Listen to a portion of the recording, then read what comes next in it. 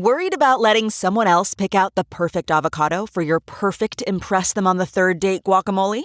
Well, good thing Instacart shoppers are as picky as you are. They find ripe avocados like it's their guac on the line. They are milk expiration date detectives. They bag eggs like the 12 precious pieces of cargo they are. So let Instacart shoppers overthink your groceries so that you can overthink what you'll wear on that third date. Download the Instacart app today to get free delivery on your first 3 orders, while supplies last. Minimum $10 per order. Additional terms apply.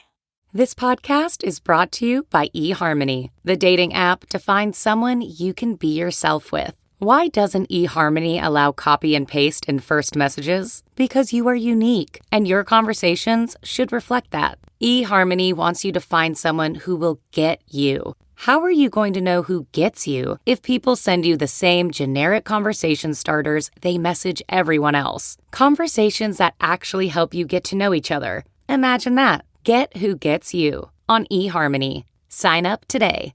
Okay, it's time to commit. 2024 is the year for prioritizing yourself. Begin your new smile journey with Byte, and you could start seeing results in just 2 to 3 weeks. Just order your at-home impression kit today for only $14.95 at Byte.com. Byte clear aligners are doctor-directed and delivered to your door. Treatment costs thousands less than braces. Plus, they offer financing options, accept eligible insurance, and you can pay with your HSA FSA. Get 80% off your impression kit when you use code WONDERY at Byte.com. That's BYTE.com. Start your confidence journey today with Byte.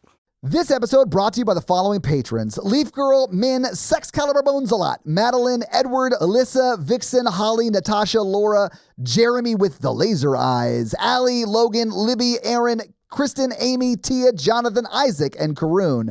And all the patrons want you to know you're loved, you're listened to, and you're a valuable member of this awesome Horror Virgin community. And if you want to hang out with us and talk, I don't know, some Godzilla is part duck theories, join us in the Facebook group where we'll be chatting about that and other things daily. It was my dress, my blue dress, with all the like flowers and rainbows or whatever on it. And it was just cut lower than I usually do. And I had to put tape on, but then the tape didn't really work. So thankfully, the dress like was well made enough that it held the girls in. But yeah, he was just like, damn, hey girl, you look damn good tonight. I'm about to go up on stage in 20 minutes, tell a bunch of lies about how you don't, but I need you to know the truth right now. You look damn good. Damn. And then just walked away. You know when someone goes, damn, like yells and then gets real quiet, that they're like about to say something sexual. They're like into it. I'm about to tell you the truth. Yeah.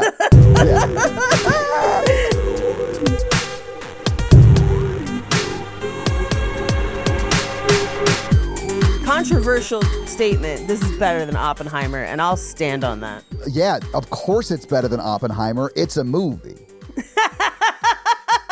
Thank you for tuning into Horror Virgin. I'm Paige. And I'm your Horror Virgin Todd, which means I don't like scary movies, but you guys make me watch them. And this week, Paige made us watch Godzilla Minus One. All right. When was the first time you saw this, Paige? Last night. And I'm glad that I watched it last night, because if I had watched it this morning, I would have come in still crying, because I cried for a good 20 to 30 minutes after this movie. I have not cried that hard in a movie since Everything Everywhere All at Once. And you know what? I'm not ashamed of it. Also, we should mention, we originally did have a guest for today, but then they tested positive for COVID yesterday. Yeah, they sent us a voice message and they were like, I can't make it, I have COVID.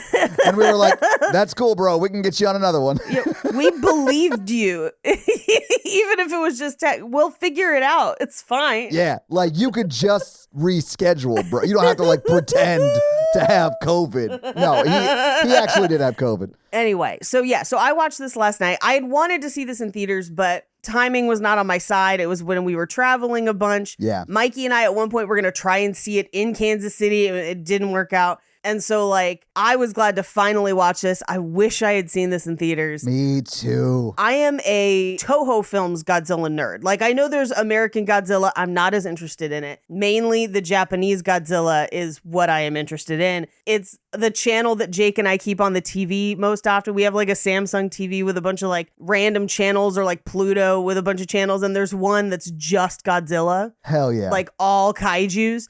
And usually we keep that on because it'll be like all the like 60s, 70s, 80s Godzilla movies, but then also it'll do other ones like Gamera and like a bunch of other kaijus, and they always show the Mothra ones, and I love Mothra. So like I always forget you're a Mothra stan, Paige. Mothra is canonically good and is on the side of good. And to be honest, Godzilla is chaotic neutral. He is not a villain, but rather Godzilla is a representation of man's hubris of science and also America, depending on which era of Japanese Godzilla you are watching. You kind of get both of that in this one.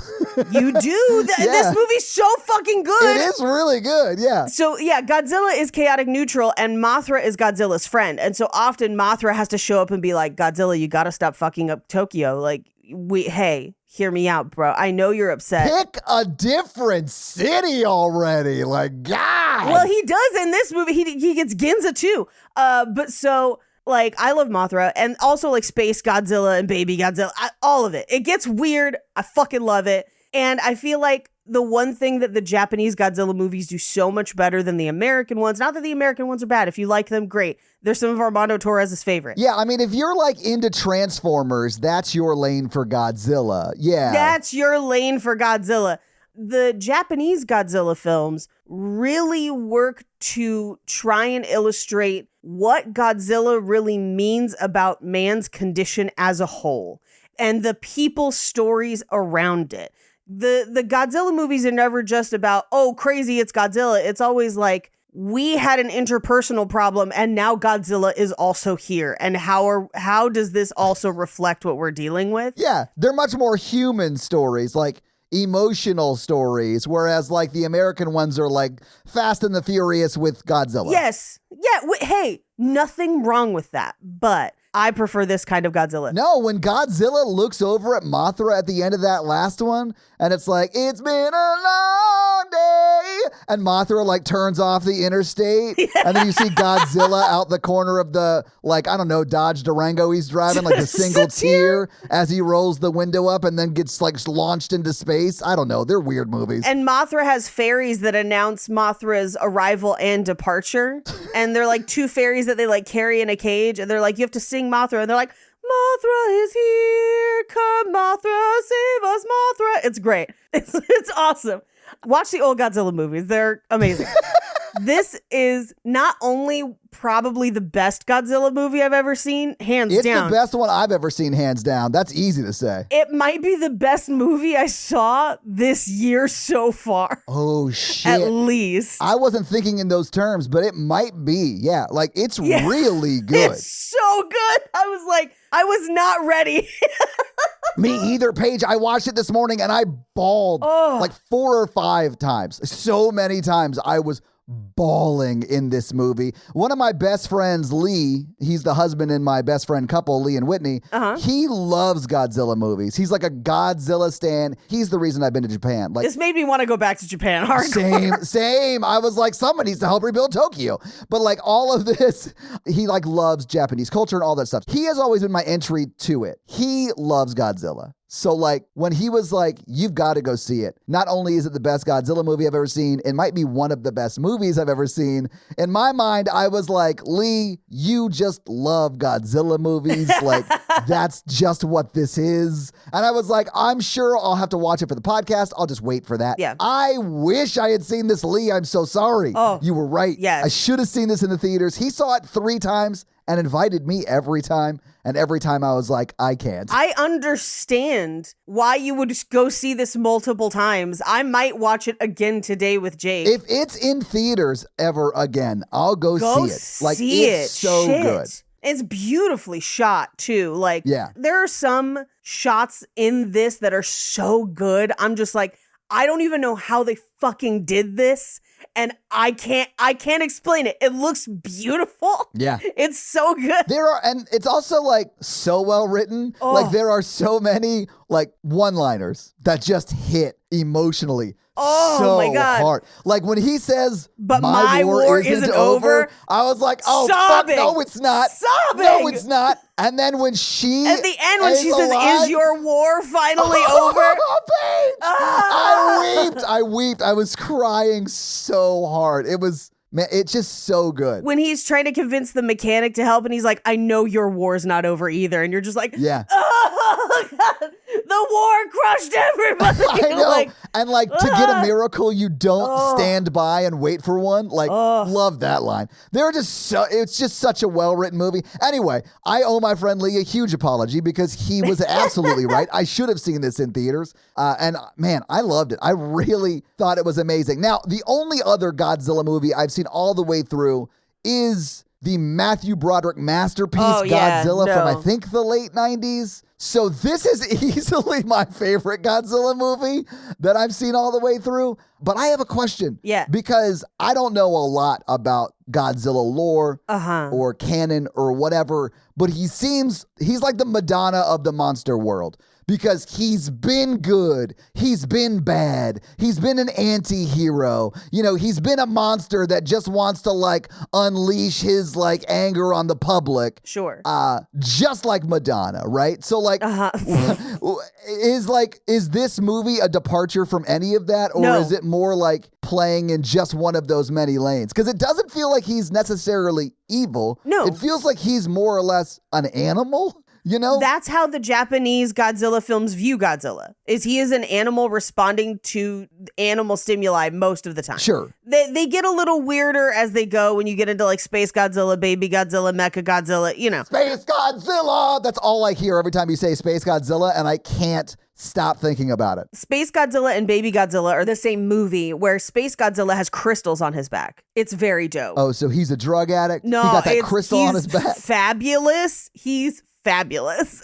Wait, did this come out like late 80s, early 90s? Because then, here for it. Earlier. Oh, okay. This is like probably mid 80s. Let me look it up. Hold Hell on. yeah. Let me get a list. I do, however, now that we're sort of talking about this, I really do think I'd like those movies that you're talking about where it's like Mothra and Godzilla are friends or whatever. Yeah. I think I'd really enjoy those because they sound very campy. I just haven't seen them. Yeah, so a lot of them are. So there's a bunch that are made in the 50s and 60s. I've heard a lot about those. My favorites. Those are your favorites? Yes. Like Okay. that's where Mothra versus Godzilla, like the first one is 1964. Okay. And it looks very 1964. The original Godzilla, aka Gojira, is 1954. And that's where we get the original look, the original score, the like all of it. And that movie is a commentary on the use of the atomic bomb in Japan. Like, Yeah. It's not just a fucking monster movie, people. It has layers. And then as you get further into the like 50s and 60s, you've got Mothra versus Godzilla, Ghidorah, who's a 3-headed dragon, and then Invasion of the Astro Monsters. Like, there's a ton of them. When do we get into Space God? Oh, Mecha Godzilla is 75, or 74 and 75. So there's two. Of course. Mecha Godzilla is a concept you have to double tap. You got to do too. Of course. Megalon is like a giant like bug, and then Gigan is like a giant like dragon thing. King Ghidorah versus Mothra in 1992 is amazing. That's probably one of the best ones. Okay. And then Godzilla versus Mecha Godzilla 2 is 93. Space Godzilla is 94. Okay. So, yeah. Wild. Yeah. All right. Awesome. Yeah. I'll have to check some of these out because I'm sure I'd like them based upon your description of them. They are campy and weird. Yeah. But it is also always like, Godzilla is still always here to teach us a lesson. It's like, it's kind of weird. And then if you get super into Godzilla, you'll eventually get into Gamera, who is a giant turtle with jetpack legs. I've heard of Gamera. Yeah. Yeah, and he always has his own theme songs, which are my favorite because it's always, and they're translated, so like it's not quite the same. But like the subtitles, it's just like, Gamera, he's the best with his jetpack legs. He's gonna fuck shit up. Like basically that, but with like a choir of children singing it, and they're just like, yay, Gamera! And it just gets you amped, man. Like, I fucking love Gamera. Let's go. I love it. But no, I would say this is not a departure. Okay. I would say that this is in line with the original Godzilla story and lore. And I would say, based upon what you're saying, also style, because Yes. this is a Godzilla movie, but it also has a very like survivor's guilt heavy underlying message that like really broke me. Like this movie like built me, like broke me down and built me back up again. It was rough. Yeah, I feel like if the original 1954 Gojira is a commentary on the American impact on Japan following the war. Yeah. I feel like this movie is a commentary on Japan rebuilding itself and the overall spirit of Japan after the war, because we deal with so many themes in this movie. Survivor's guilt is absolutely one of them. But also the humanity of not always being brave. Yeah. And to fully, get to a place of healing, you have to not only forgive others, but forgive yourself. And like when you stop valuing the lives of those around you, then you have lost the point of fighting anyway. It's like this kind of fighting is only worth doing if we're trying to save as many people as possible. And like, so every part of it, so good. So good. Like beautifully done. Oh, yeah. I also thought it was crazy at the end of this movie. It reveals that, Noriko like had to get Godzilla to keep attacking Tokyo so that this guy would let go of his survivor's guilt and trauma and just fucking marry. They have a daughter, Paige. They already have a daughter. Why was it not Slam Street all the time? They had a daughter. I mean, because I think he had a lot of trauma around his parents dying for layers that we will get into in the movie. Like, it made a lot of sense. Yeah, but they lived together for years, and she definitely seems down. She's definitely down. Yeah. I also think that, like, him trying to go save her in Ginza is him saying, I'm down too. Like, I can't believe I waited this long. I completely agree. And I think that that's why the story has to, like, quote, kill her in that moment. I mean, that's not what happens, but that's what we think happens, right? So that she can, like, be taken out of the movie because he's learning that lesson. Oh, and then when he gets to the funeral and says, like, how foolish of me to think I could ever dream again. I was like, I was just, like, crying my eyes out because this guy is just, like, honestly, it's the kind of stuff that if your friend said he had been through it, you'd be like, I'm going to Google it because there's definitely news stories about it and it sounds too outlandish. So like, listen, Gabby, Google it. This is a joke for just me. Yeah. For me, the thing that made me cry the hardest was because the mechanic comes, works on the plane. They kind of like visually hint that there's probably an ejector seat, but they don't confirm it until like he makes it out. Yeah. And the mechanic, like his sob of relief. Paige, I mean, fully was weeping at that point because you see his POV. He's like looking down on Godzilla. Yes. That pretty much we can just say he alone killed. Yes. Because all the people on the ships did was like send him on a little bit of a like ride. A little bit of a trip. They pretty much put him on the Tower of Terror in water. That's all they did to Godzilla. Like their plan failed spectacularly. Yes. And then he's like, I'm going to force feed it some bombs. And he kills it. And blow the top of his head off. Yeah. So he's like falling down into where Godzilla is like just falling apart. Yeah. Knowing that is the most irradiated water and he has like months to live after that. It is like Fukushima ground zero in there and he's landing in it. We don't talk about that. No, we just yada, yada, yada. But in Godzilla Minus 2, they better have a cure. Or how about this? He becomes part Godzilla. Hang on, let's talk about it. Lisan Al-Gaib. Is he about to become the Godzilla, like the half Godzilla, half man God Emperor? Is that what's happening? It's better than a worm god. Ask Leto 2, nerds. Yes. Sorry. Yes. That joke may be a little bit above your heads, but your kids are going to love it. Your kids are going to love it? Once they finally get through all those Dune movies? Yeah, once they get through the next few Dune movies. For me, it was because, obviously, that mechanic has held resentment against him for so long. And like, oh, the forgiveness in that gesture. Yes. Of like even providing him the option. Like, hey, I don't know what your full plan is. Yeah. I definitely would understand you wanting to die in this situation and using that last act as a way to save a lot of other people. Yeah. Cool. But I think you're worth being around. And I've seen you literally at what you see is your most shameful moments, right? Yep. And I still think you are worth having in this world. Yep. So here is an ejector seat. If you choose to use it, please do. There are those of us here that love you. And it is like, he doesn't say any of that, but that is the subtext in that very simple, sweet, so emotional gesture. Like Paige and I are like trying not to cry right now. No, I'm full crying. I know, Paige, I don't know how I'm going to get through it without crying either. There are so many moments like that, though. Like, that is just one of the amazing emotional moments this movie builds. And, like, they ain't doing this shit in, I don't know, Kong versus Godzilla versus space or whatever. Yeah, no, they're not they're not doing this in Godzilla versus Kong that's coming out later this year or just came out. I don't remember. Whatever. They're not. This kind of deep human condition conversation is not happening in those movies. But that's why this one is great.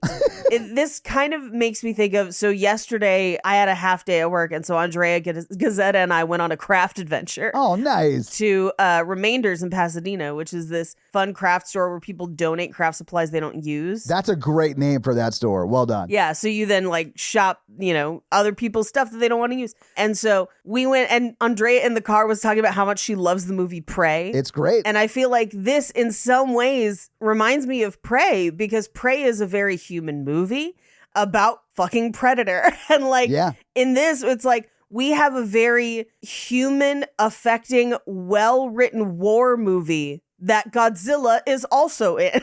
Yes. So like very that's kind of how it feels. Yeah. So good. It really is, guys. If you haven't seen this movie, see this movie. You can watch it for free on Netflix right now. It's so on Netflix good. right now. I want 1,000 sequels to this, so please go watch this movie. Like, the team that made this movie should make movies forever. They're great. Yeah, for every Godzilla versus Kong neon pink and blue weirdness we get, please give me 2 of these. Oh, but Kong has an iron mechanical fist, Paige. Oh, that's kind of cool. Okay, I'm back in. But like, it's not the same as this. The second you talk about a large, shouldery figure fisting, Paige is like, here for it. No, I like power gloves. That's why Congo's so fun. I was at my parents' house and they gave me a whole box of old Michael Crichton books that I loved as a high schooler. And I was like, do you guys have Congo? And they're like, we have to. And it was like the one book they didn't have. And so I have to now go find a copy of Congo somewhere. All I'm hearing is you tell me the story of the time you didn't realize your dad stole a book from you. Like, why would he ever return Congo? I see you, Dad. I know you got Congo. I know it's there. Maybe we should just go through this movie scene by scene, though. Amy mad. Amy want Congo. Yes, let's go through this brilliant not Congo movie scene by scene. Congo is brilliant for different reasons, but Yeah. We open on a Japanese fighter plane flying towards an island. We watch as the landing gear deploys, and there is a bomb under it that has not been dropped. Yeah. We cut to the landing. The cockpit opens. The pilot is breathing heavy, clearly distressed. And we get a little chyron that says 1945, Odo Island Airfield, final days of World War II. Yeah. He gets out of the plane, and we kind of get a chance to talk with him and some of the mechanics, where the lead mechanic, knows this pilot from training in the Army, knows that he's a great shot. He was a good marksman and a very talented pilot. And he's like, I was glad you were able to land it. Let's see what's wrong with it and be grateful for some of the downtime. And so the pilot goes to sit. The mechanic approaches him, is probably a couple hours later, and is like, hey. Yeah, because the other mechanics just told that head mechanic, like, there's nothing wrong with this plane, man. There's nothing wrong with this plane. And so the head mechanic comes over and is like, hey, there's nothing wrong with your plane. And I think you know that. Yeah. And the pilot is like, what are you implying? And he just says, I get it. And we need more people like you, because why obey an order to quote unquote die honorably when the outcome is clear? So there are 2 mechanics. The first one's like looking down on him, like you're a coward, fuck you for not doing your duty or whatever. Mm-hmm. And so he walks away. And what the other mechanic says is more or less what you just said. And that is like, we need more people like you, because it's not, at this point, we've lost the war more or less. Right. There's no point in you dying as well. Right? Yeah, your life has value, basically. Which is like, it's cool to see both sides of that immediately, but he gets a lot of shit for not killing himself for his country here, and I think that that's fucking bullshit. Yes. I was so mad for him, like the injusticiness of that. I hated it. Well, and he gets it for a huge portion of the beginning of the movie, but I think it's one of those things that it is a theme in the movie and a changing attitude of everyone as the movie goes on. Yes, it is. Of like, everyone is worth something. And so whenever we can say live, we can. They literally say it later. Doc says it later. Yes. He's like, Yeah. the country did not treat our lives with respect during the war. Like, he literally just says that. Yes. And that is the changing, like, at that point, that is the viewpoint of the movie. Yes. But at the very beginning here, it's very like, why didn't you do your duty? It's very unhonorable what you have done to not kill yourself. You were a kamikaze pilot. Yeah. We should never see you again. You should never be able to introduce yourself as a former kamikaze pilot. Right. In the eyes of the people in this movie. Yeah. Right? Although it is a weird business card to receive, but yeah, and there are some who survived. Sure, like of course. It did happen a couple times. Yeah, to me, like the idea of literally strapping a bomb to yourself and flying into something because of your emperor is telling you to do, like, to me, that is insane. I understand that there are people who do that and choose that and they think it's honorable and awesome. I'm glad that that's what they chose or whatever. Like, that is truly a foreign concept to me. And I think in this case, and historically in the case of a lot of these pilots, it was maybe not their choice because initially that's not what they signed up for. I know. That's what I'm saying. Yeah. And so I think with Koichi, we're seeing a case of he wanted to be a fighter pilot. Yeah. And then was conscripted into being a kamikaze pilot in the last days of the war and couldn't do it. He just could not do it. He's like so human. I get it. I think that everyone is telling him that this is the most unbrave thing he's never done. And I think this is one of the most brave things he ever did. Right. Because he was like, okay, my emperor went from being the head of my government to more or less Osama bin Laden and is telling me to fly into like structures to blow them up. Right. That person does not respect me or my life. I no longer work for that person. You know what I'm saying? Yeah. I think that that is incredibly brave when the result of that in a lot of countries during this time was you getting shot. Death. Them shooting you. Like, yeah. I get it. I'm definitely on his side for not doing this. That being said, I would have been okay with, at the end of this movie, him making the choice to do that because of what he has been through. Because it was his choice. You know what I'm saying? So, like, yes, I was there with him on both sides of that.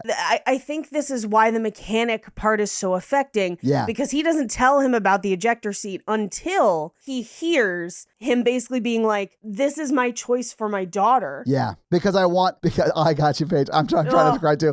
Because I want her to have a future. And like, Godzilla is blowing up large sections of the city with what is essentially a mushroom cloud of, radiation. So like radiation heat ray that I thought was great that it was silent instead of the Inception wow in this one. Yeah. In the American ones, it has a noise, a very specific noise. The Pacific Rim nuke noise, probably. Yes. Yeah. And in this one, it's just silent. Yeah. And you're just like, it's almost more terrifying. I like it because in my mind, it is making a sound. It is just something that we cannot necessarily hear. And the gravity of the moment takes it away, Right. And I like that. I think that that's very cool. Yeah. But regardless, he's now on this island feeling horrible about himself. Like, and the actor playing Koichi does such a good job because like very little is said about his mental state right now. And you get it. You just know that he's like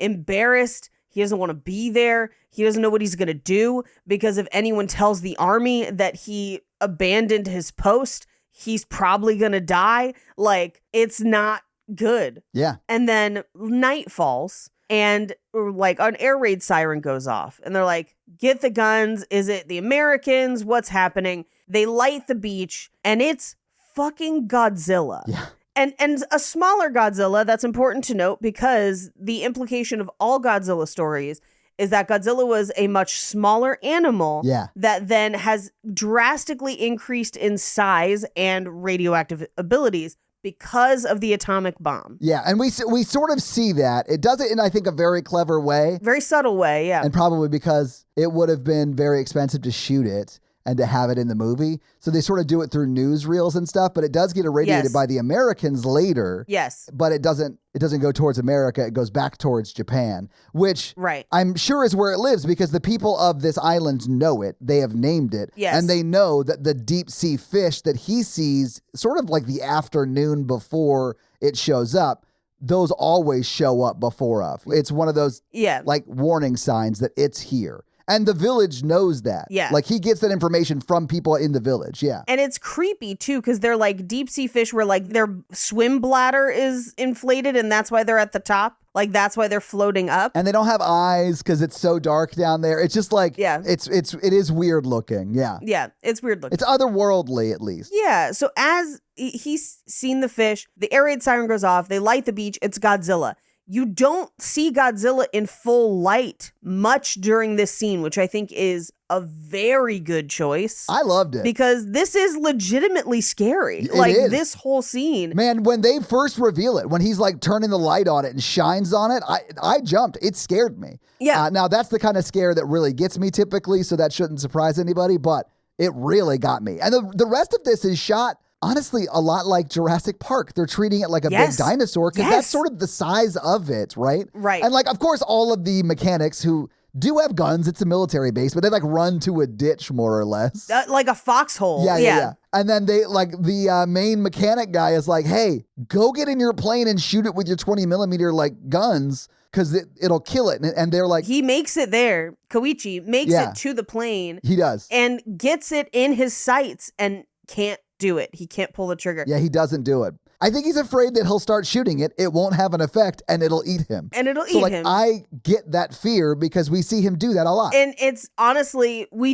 never get confirmation as to whether or not this would have killed Godzilla. Oh, I personally think... Do you think it would have? I think it would have, yeah. Interesting. So I think that's part of it, although it is unsaid, so like you could take this either way, right? Sure, Because no sure. one ever like makes anybody prove it. But in my mind, I think the end holds more weight. Agreed, yeah. And because he didn't address his issue at the beginning, when he first started having the issue, it grew into this much, I'm talking metaphorically. Sure, It sure. grew into this much more bigger monster that he had to then go through greater lengths to fight and kill. So like, I think it works with the metaphor better if he could have killed it here, but chose not to. Okay. Because he was too afraid to face that fear. But that's just me thinking like in therapeutic brain. Like I've just been through Sure. so much therapy that I know had I addressed my issues with like survivor's guilt closer to like it happening, Sure. I probably wouldn't have had a lot of the issues I had along the way, you know? I mean, isn't that true for anybody? Yes, absolutely. Go to therapy. Go to therapy now. The best day to start therapy is today. But he freaks out. He isn't fire. Godzilla attacks the beach and his plane. He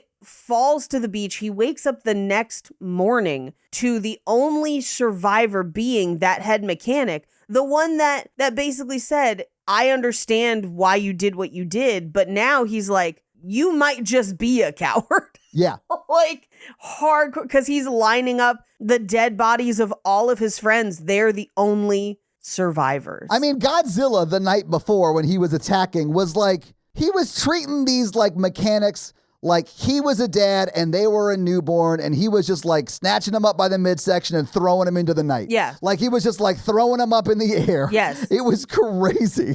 So like all of their friends or all of the main mechanics friends are dead. And so Yeah. he has just spent probably about a day collecting their bodies, ready for burial, all of that stuff. Yeah. And then the guy who probably could have killed Godzilla when he got in his flame Survived. didn't walks up. He's pretty pissed at him. Oh, so yeah. like he does kind of go off. He goes off on him. They end up on a rescue boat full of soldiers. And what Yeah. we will find out is that the Japanese army/government has told everyone that the Americans hit the base, not Godzilla. So they are on a boat with a lot of other soldiers rescued from a lot of other islands because in the last days of the war, America went basically island hopping to take out their bases. That's why Pearl Harbor happened. We had basically like eliminated all but one option Yeah. at that point. I think it's really interesting that this movie chooses to go the route of like, we did not drop the A-bomb on Japan. We dropped like a lot of other bombs on Japan, it seems like. No, we did. Did we? It looked like it wasn't Yes. the A-bomb. I thought it was just like a fire bomb. Like we like firebombed the area like we did it like in Vietnam. We did both. We definitely Yeah, did yeah, both. no, it could have been both. You just don't see the mushroom cloud and stuff. You see it briefly in the newsreel, but that's the only time. Do you? Okay, I must have missed that. But also, we're not in either of the cities where it happened. We're not in Hiroshima or Nagasaki. True. So we don't necessarily see it. We do know that Tokyo had been aggressively firebombed. Oh, yeah. Like razed almost to the ground, which we do see. But the only reason I know we dropped the A-bomb is because that's how Godzilla grows. Like canonically, that is what happened. That's not what happens in this movie, though. It's Bikini Atoll. Oh, no, you're right. Yes. Yeah. He goes to Bikini Atoll, or I don't know if Godzilla's male or female, but whatever. Like Godzilla goes to Bikini Atoll or just happens to be around that test nuclear explosion, and that's what irradiates him. But like, Paige, you might be right, though. I might have, if there's footage of a mushroom cloud pre-heat blast, then it definitely did happen. I just missed that. There is, but like, it's part of just the general newsreel, and like in other canonical Godzilla stories, Bikini Atoll does factor in. So this is something that they actually used for some of the American Godzilla, the Monarch History of Monsters, where in Monarch History of Monsters, they have discovered multiple kaijus, Godzilla just being one of them, and they can track them by raises in radiation, and they think they're all essentially caused by the atomic bomb. The atomic bomb happened, it awoke all of these things, and now we're dealing with them. Right. And in that one, they try to blow it up. They try to blow up Godzilla with a nuke in Bikini Atoll, and he survives. Yeah. Well, I mean, he survives this too, so. Yeah, he survives this too. Yeah, I would say any one of those makes sense. I think we still did drop the bomb in this universe, but then we also tried to nuke him in Bikini Atoll, if that makes sense. Yeah. Or the Americans tried to nuke him. Or he was just happened to be around when that nuke went off. And that's what irradiated it. Yeah, I think the Americans tried to nuke him. I mean, yeah, we don't really get any communication from America in this movie that isn't, sorry, we're super busy with the Russians, so we can't help you with your monster problem. So sorry that this literal revelation that changes everything we thought we knew about the world is not bearing any attention from us at all. Yeah. Signed, America. Bye. Signed America. Bye. Yeah. I do like, because for me... Blame Stalin. For me, this gives us a purely Japanese Godzilla movie. Which I like. I'm here for it. I like a lot. My headcanon of what happened based on my Godzilla knowledge and what we've seen in the film. I believe that following the war, which ends very soon after this initial Godzilla attack that we saw, America is made aware of Godzilla and takes credit for the attack to not freak people out about the existence of Godzilla, but wants to study Godzilla as a weapon. Yeah. That's how America do. You know, Monarch Project shit. Well, and that's Monarch Project is the American side of the Godzilla story. And so, like, that's very much what they're doing. And so, like, that's where our explosion of Bikini Atoll comes in. And maybe that's the one, like, wink and nod in this movie of, like, you know what happened. And then the events of this movie progress. Yeah. That's where I think I will settle on my headcanon. I mean, I think that works. Yeah. Yeah.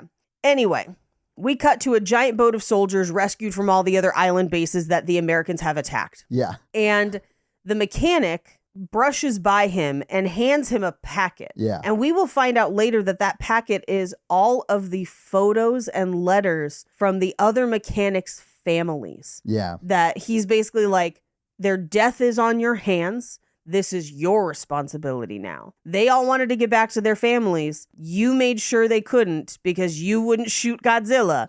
And now this should weigh on you. Which, again, I'm like, it is also Godzilla. Like, there are limits to what you as one person can do in the face of Godzilla. I do think that, like, and I'm laughing, but I do mean this. Like, if a wild animal gets loose and kills people, it's not necessarily like someone's fault. You know, it's just that animal doing what they're doing. I mean, unless they were irradiating that animal. Well, I mean, okay. But he wasn't. But that's not the case at this point. Yeah, no. But that's also what I love is that this movie, as it goes, takes great pains to address the idea that I know everyone expects they will be brave in this moment, but it is human to be scared. Yes. And that's okay. And like that, I think, is one of my favorite parts of the movie, because it's basically a movie being like, Yeah, no, I know that if this was, Independence Day, everyone wants to think they're Randy Quaid and they're going to fly up into the spaceship. Right? But sometimes you're just a person staring up at a giant irradiated lizard. Asking it who's chasing it. Sorry. Who's chasing you, Godzilla? This, honestly, we could have done on either podcast, and I'll just say that because it is also a love story. Such a good love story. I was thinking the same, to be honest, as I was watching it. I also, as I was watching this, it made me really want to do Everything Everywhere All at Once on Romancing the Pod, because that also phenomenal and a great love story. I still haven't watched it because I'm afraid it'll make me cry a lot. It will make you cry. Yeah. This movie made me cry a lot, and I loved it, Paige. So if you want to do it, let's do it. Yeah, no, we will absolutely do it, and I'll find a good guest for it. But that was Andrea Gazzetta and I in the movie. We saw it together in theaters, just holding hands and sobbing as he's like, hey, in another life, I would have been happy just doing laundry and taxes with you, and you're just like, oh God, love is real, and it crosses time. It's just This is way better than Cloud Atlas. It's so much better than Cloud Atlas, dude. Cloud Atlas could never. Anyway, so he arrives back in Tokyo, December 1945. Tokyo is razed to the ground. In rubble. And he goes back to his old neighborhood and runs into his old neighbor who has lost her entire family, her husband, her children, her home. Everything. And she's like, what are you doing here? You were a kamikaze pilot. Yeah. And if you had done what you were supposed to do, my children wouldn't have died. I think that's a lot to put on a person, and I don't think that's an accurate retelling of what happened. Definitely. However, she is in her feels. Oh, yeah. And she is in grief. She just lost her whole family. She is lashing out in a, I think, inappropriate way, but Sure. I also fully get it. Yeah. And I feel bad for her. And she is, we see over the course of this movie, a good person. Yes. So we do, because this movie makes every character a full character. Yeah, 3 and 4D characters, yes. We see this as a complex emotional response to heavy trauma. Yeah. Instead of, oh, isn't this lady just a bitch? No, she has her own arc. Exactly, yeah. Every single character has an arc. Yeah, that's what I was Every single one. That's what I was getting at. So because we get her whole story, we get the opportunity to see that she is not a bad person. No. Even though she seems like it in this scene, she is just going through so much grief, man. Oh. She's literally walking through her neighborhood. All of her family is dead. I get it. And all of her neighbors. Yes, everyone she's ever known and loved. Yeah, because we will find out she lives across the path or whatever, the street or whatever. They're all kind of close from Koichi and his family. And she tells him, your parents are dead. This whole place was on fire. There is nothing left. There's nothing left. Paige, when he gets to his house and is reading the letter that they sent him that says, stay alive for us. Yes. And then you realize that he didn't do his duty because he was honoring his parents' request to stay alive for them. And they fucking died on his way home. That is I cried. I couldn't help it. It's heartbreaking. Heartbreaking. We cut to him in the marketplace the next day because he's slowly working through the rubble of his home and trying to rebuild. And a woman who they're accusing her of being a thief. She runs through. She presses a package into his arms as she continues to run. We reveal that package is the cutest baby you have ever seen in your entire life. It isn't a very adorable baby, but if someone handed me a baby and ran away, I would be very scared. I would be like, what is happening? Yeah. Why was this literal person thrown into my arms? Why did that person who threw that person into my arms run off? I have a million questions, and the town is in rubbles, so there's no one to help me.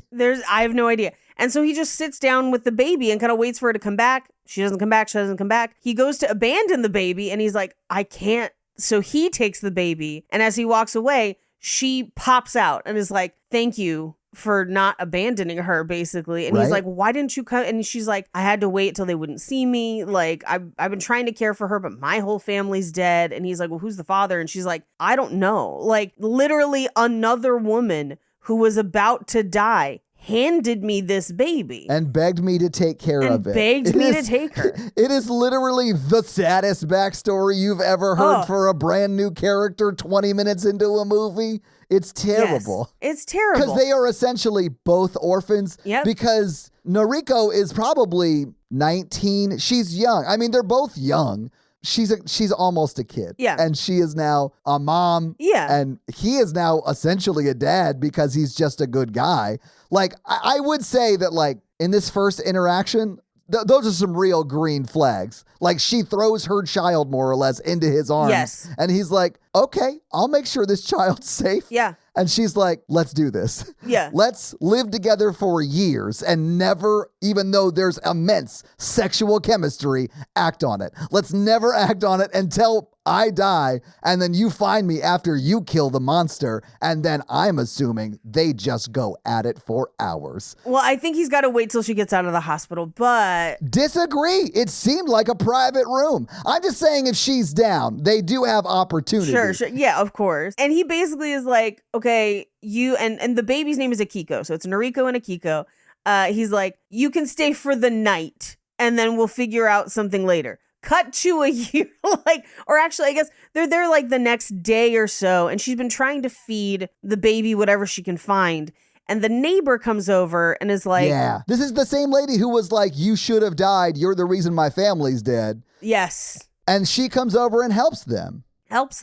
And gives them like her like rations that she would have fed her babies, but they are no longer. Yeah. And she's like, use this for the baby. Don't use this for yourself. You can eat anything. It can only eat this. Yes. Bye. I still am like really upset with you, even though I do understand it's probably misplaced grief, but it's only been a day. Right. Wait for a year and then I'll be inexplicably a much nicer character to you. And then Todd will realize, oh, it's been a year. She's like worked through her grief some. It hasn't been quite a year. It's March 1946 is the next time we see them. So it's only been like 5 months or whatever, December to March. Okay.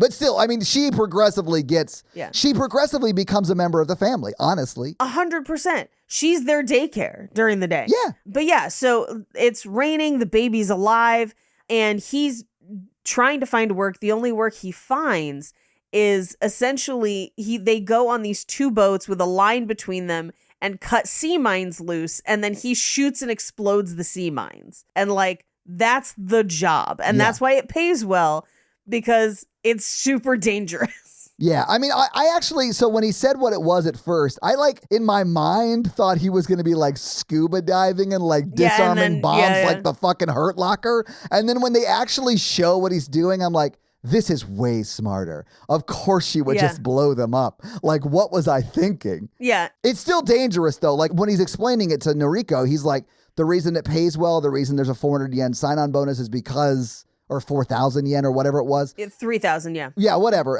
Enough to, like, feed them and the baby, right? Like, he feels like he's obligated because he now has a family to provide for. But, like, he does explain, like, it is a risky job. And she's like, you can't do this. You know, we need you. Yeah. We need I you forbid around. you to die. Yes, is more or less what she says. Yeah. Yes, but the next few scenes, we kind of go through how the boats work. We meet the boat crew because this new crew, Noda, the kid, and Doc, are going to become his new best friends. They're like his chosen family at this point. Yes, they build a chosen family, and it's incredibly sweet, and you end up loving all of them. But there's 60,000 mines still out there, and they got to, go through and detonate them all. So they're like... Yeah. They're a crew, a tight-knit crew. We find out that Doc used to be essentially like a munitions expert with the Japanese Navy. Yeah, he like built munitions more or less, like different, or even like designed them, I think. So it was like, he was like a bomb maker more or less, or, whatever. Yeah, he was a bomb maker. The kid was too young to go to war, so he never went to war. And man, does he put off like, I should have been at war vibes. Like he really is. I really liked what they did with his character. I did too. It made me cry so hard when Captain Noda, because Captain Noda's the other one who was a former Navy captain who has survived and is like, the war was fucked up. So when he says, it is a good thing to have never been to war. Yeah, I wrote it down because I was like, this is such a good line. But like, not being part of the war is something to be grateful for. And...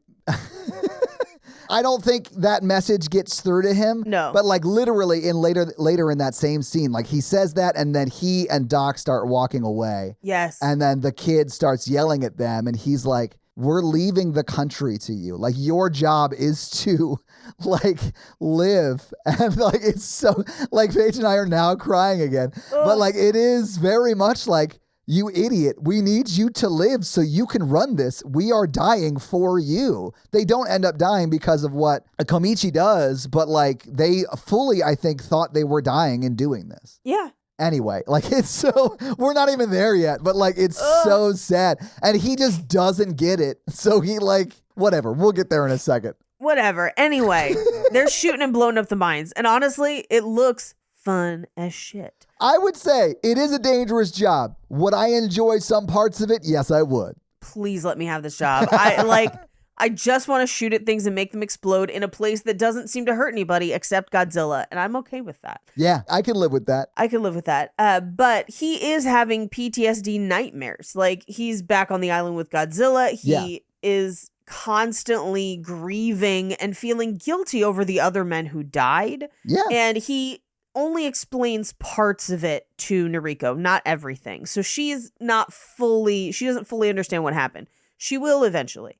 We cut to a brief cutaway, July 1946, now about 6 to 7 months from him coming home. Yeah. And it is Bikini Atoll and it's Operation Crossroads. Yeah. In real history, it's nuclear tests. But in Godzilla history, it is an attempt to blow up Godzilla, which may have irradiated him further. Yeah, I think we get it as a press release. Well, not yet. That's next, because this is just the cutaway. Yeah, okay, that's fair. But, like, the story that they're told is it's just a nuclear test. Right. But I do think that you're right, obviously. And I think that America is like, cool, we didn't kill it, but it went back towards Japan, so now it's their problem. So now it's not our problem. We can focus on the former Thickums Stalin in Russia. Yeah, like, we got mustaches to handle right now, thank you. Because they're getting unruly in Moscow. Yes. So we cut to our little chosen family, and now Akiko is like a toddler. He has a job. Noriko's getting a job. They're rebuilding their house. They have like a little housewarming. I refuse to believe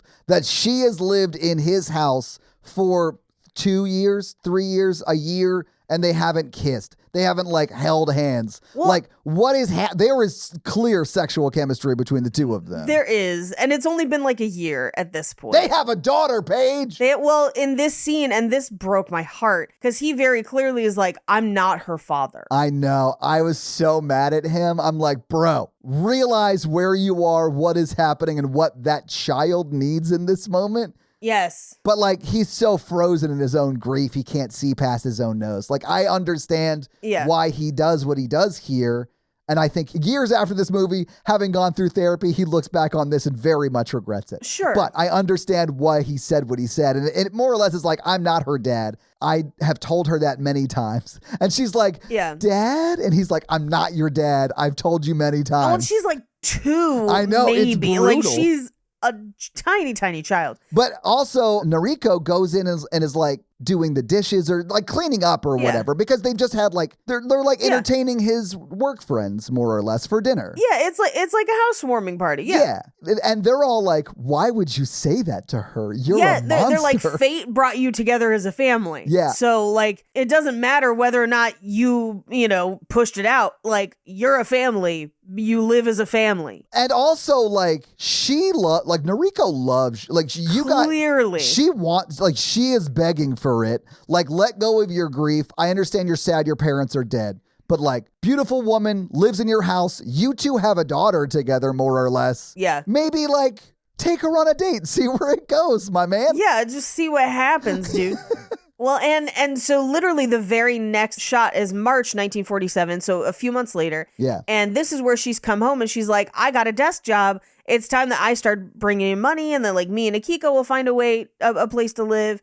Because if we don't, you'll never find a wife and move on with your life, because clearly you're not interested in this. You'll never get married. Yes. And the acting in this is on every level, from every performance, very good. She is very much delivering these lines with the tone of, like, a friend. Like, you'll never get married and, like, start dating or whatever. But you can see on her face, she is, like, very hurt by her saying this. Yes. Like, she wants to be the person that he wants to date and marry. Like, and his face of, like, what? No. Or it's like, bruh. Yes. I fully think that she has belabored this like decision. Yes. And she is like, okay, he either A, is so sad that he can't move past it and can't really be with anybody. Right. And I need to move on because I need to find someone and I'm ready for that. Or she was like, I need to like shock his system because I know he loves me, but he's so frozen in this grief that he can't recognize it. Yeah. And I think that that's essentially what happens. But I do think that this is somewhat premeditated. And I mean that in the sense of like she didn't want to do this initially, but like had to do something, you know? Now she has to do something. Yeah. Well, yeah, I'm like, okay, Colin Bridgerton, Penelope's been there the whole time. Like, what are we doing? Come on. And she has already made like plans with the neighbor Sumiko to basically have her watch Akiko during the day. So like she doesn't plan to leave. Like she's going to live right there probably because they have like this ecosystem. No, I mean, they can clearly commute. I got the idea or the impression that where she is working is somewhere else in Tokyo. Like you've been to Tokyo, Paige. Like it's a big ass city and she just gets on like the subway. It's a neighborhood. Yeah. So in my mind, it was like maybe across town, which guys could be like an hour away in Tokyo. Like that might be a pretty far like commute. But in my mind, she was commuting every day. So the neighbor, who is, remember, the like terrible lady from before in the very beginning who was like, you should have died to save my kids, who is now like the aunt who like takes care of the child. She's going to watch the kid during the day and she's going to go to work and he's going to go to work, you know? Yeah. Anyway, they're married. They're essentially married. I'm just saying she's down. He needs to like just take her on a date, see where things go. That's all I'm saying. But he can't. His war's not over. So True. This is where we get the only English in the movie, which I thought was very interesting, where it's the U.S. microfilms of like, hey, there's an unknown animal and like there was a nuclear test or whatever. But something's destroying the submarines. We don't know what it is. Cut to May 1947, near the Ogasawara Islands. This giant boat is destroyed. Yeah. It's fully Godzilla. I do love that they get dispatched by the government because they are the the people who go blow up the mines. Right. They get dispatched to go check out what the fuck happened to this boat. Right. Because it clearly wasn't blown up by a mine. And they get there and they're like, that definitely looks animal, but I don't know of a whale that does that. Like no whale jumps out of the water, breaches out, and then lands on a cruiser until it like destroys it. Well, and this is where, because he's like, oh, if this is the Godzilla that I saw on Odo Island, they're like, I thought the Americans did Odo Island. He's like, no, that was fully a dinosaur. Like, yeah. Well, and this is where he has to admit to them that he was a kamikaze pilot that survived. Yeah. And Doc and Noda immediately accepted and understand. Exactly. And Kid is like, what do you mean you survived? Like, what do you mean? What? Not the glory. And everyone else is like, you don't fucking get it, man. Like, you don't understand. Everyone's like, this fucking kid's an idiot. But it is played like inexperience. Yes, I think that because everyone who actually has been at war is like, bro, trust me, you don't want that. You don't want this. You're like, calm down, Alexander Hamilton. Like in the first 10 minutes of that musical. But they're basically like, look, we don't stand a chance. We can't, like, if that boat can't fight Godzilla, we can't fight Godzilla. Right, because they're in a wooden boat, remember, because they're, like, the American mines are magnetized, so they couldn't even be in, like, a metal boat. Yeah. Like, if Godzilla sneezed within, a meter of them, they would be blown to dust. Yes. They see, like, way more dead fish, and they're like, okay, so if we get a couple mines, we can maybe drop them, and we'll see if that hurts it. There's no other boat. Supposedly this other boat's going to come and relieve them, and they're just there to stall. But the other boat, taking a long time. So it's the two boats with the line between them.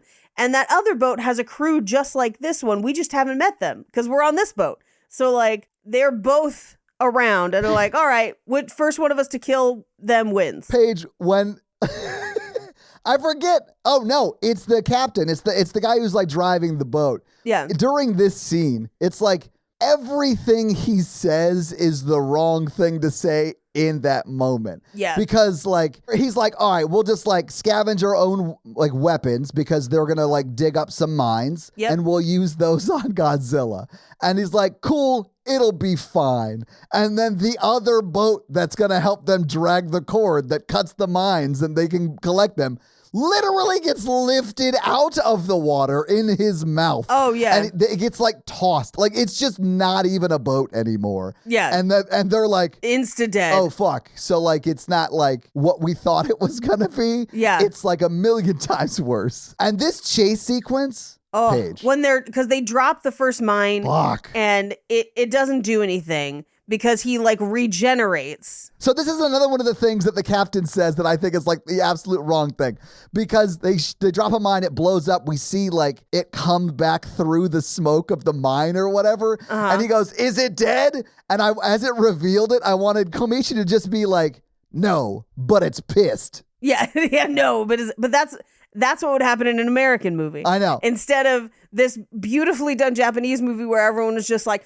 fuck! Oh my God! No! Oh my God! Like just fear. But at first he's like, is it dead? And they're like, no, it's right behind us. And then they do it again and like, did it work? And like, no, stop asking these kind of questions, because when we drop a mine and you ask something like that, it brings it back to life. So stop it. Yeah, stop it. And it regenerates, but now everyone's hurt. Like Koichi has like a bloody head wound. The kid has broken his arm. Like they're all hurt. And who should show up but the giant warship launching missiles? And they're like, oh, thank God. Yeah. They'll kill it. Awesome. But he literally takes out that whole ship like it's nothing. I mean, he does attack it physically like Godzilla does. Yeah. And then he goes under the boat and shoots it with what is the heat ray, I would assume. Yeah. Because it just turns into a mushroom cloud. Yeah, boat gone. I literally wrote in my notes, I was like, wait, does Godzilla have like a pocket space laser? Like what is happening?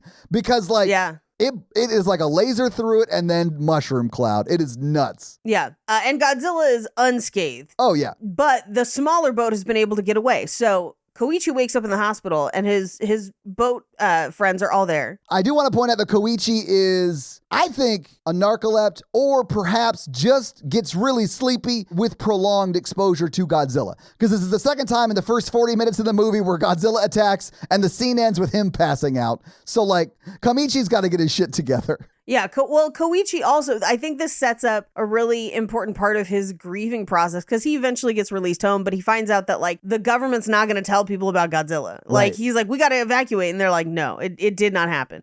So he goes home and is having these horrible Godzilla dreams, and he has to tell Noriko, he's like, I abandoned my mission as a kamikaze pilot, then landed on this island. Godzilla showed up, killed everyone but me. So this is the second or third time I have survived a thing I was supposed to die in. Yeah. The compounding survivor's guilt wrecking his head. It's crushing him from the inside out. It is doing what they want to do to Godzilla at the end of this movie when they take him on the Tower of Terror. He also feels helpless. He's like, this is also the second time I couldn't do anything. Now, I would argue he tried to do things in this one and just didn't have the ability or the resources to affect change. But like, he's listing that in the same category as not being able to shoot at Godzilla. And it's like, well, those are different. They are very different things. Yeah. They're very different things. One of them is inaction. The other one is just not being successful because you didn't have the right tools. Right. Like, yeah, he's really getting into the survivor's guilt like a lot. In this scene, and I was crying during this because it's like I deal with a lot of that shit too with my brother because we were in the car together, and like it's just like all the shit he was saying was like spot on, and it was just making me bawl. Oh yeah, well, and Noriko is basically just like, everyone who lived deserved to live. Like there's no, like, it is kind of random, but you cannot hold it against yourself. Like, you lived, so you better live. Yeah, don't squander the gift that, based upon your belief or in belief, God or random chance gave you. Right? Like, it is a gift either way. The people who died deserve to live. It's not that anyone deserves to die, but you do deserve to live. Yes. So live. Yeah. That's not just the sound of that first sip of Morning Joe. It's the sound of someone shopping for a car on Carvana from the comfort of home. That's a good blend. It's time to take it easy, like answering some easy questions to get pre-qualified for a car in minutes. Talk about starting the morning right. Just like customizing your terms so your car fits your budget. Visit Carvana.com or download the app to experience car shopping the way it should be. Convenient, comfortable. Everyone has moments in life they just can't stop thinking about. Like that one time in middle school when you called your teacher mom. Yeah, that's not leaving your brain anytime soon. Or something amazing like the first time you really traveled and got to see how big and beautiful the world is. And on Baby, This is Keke Palmer, hosted by me, Keke Palmer, and presented by BMW, we know to savor the good memories and let go of the bad. And one thing everyone remembers fondly is their first time behind the wheel of a BMW. So come join me and BMW this summer as we explore pop culture moments and topics you just can't stop thinking about on Baby, This is Keke Palmer, sponsored by BMW, the ultimate driving machine. The next morning, he wakes up and he sees Noriko and Akiko having breakfast.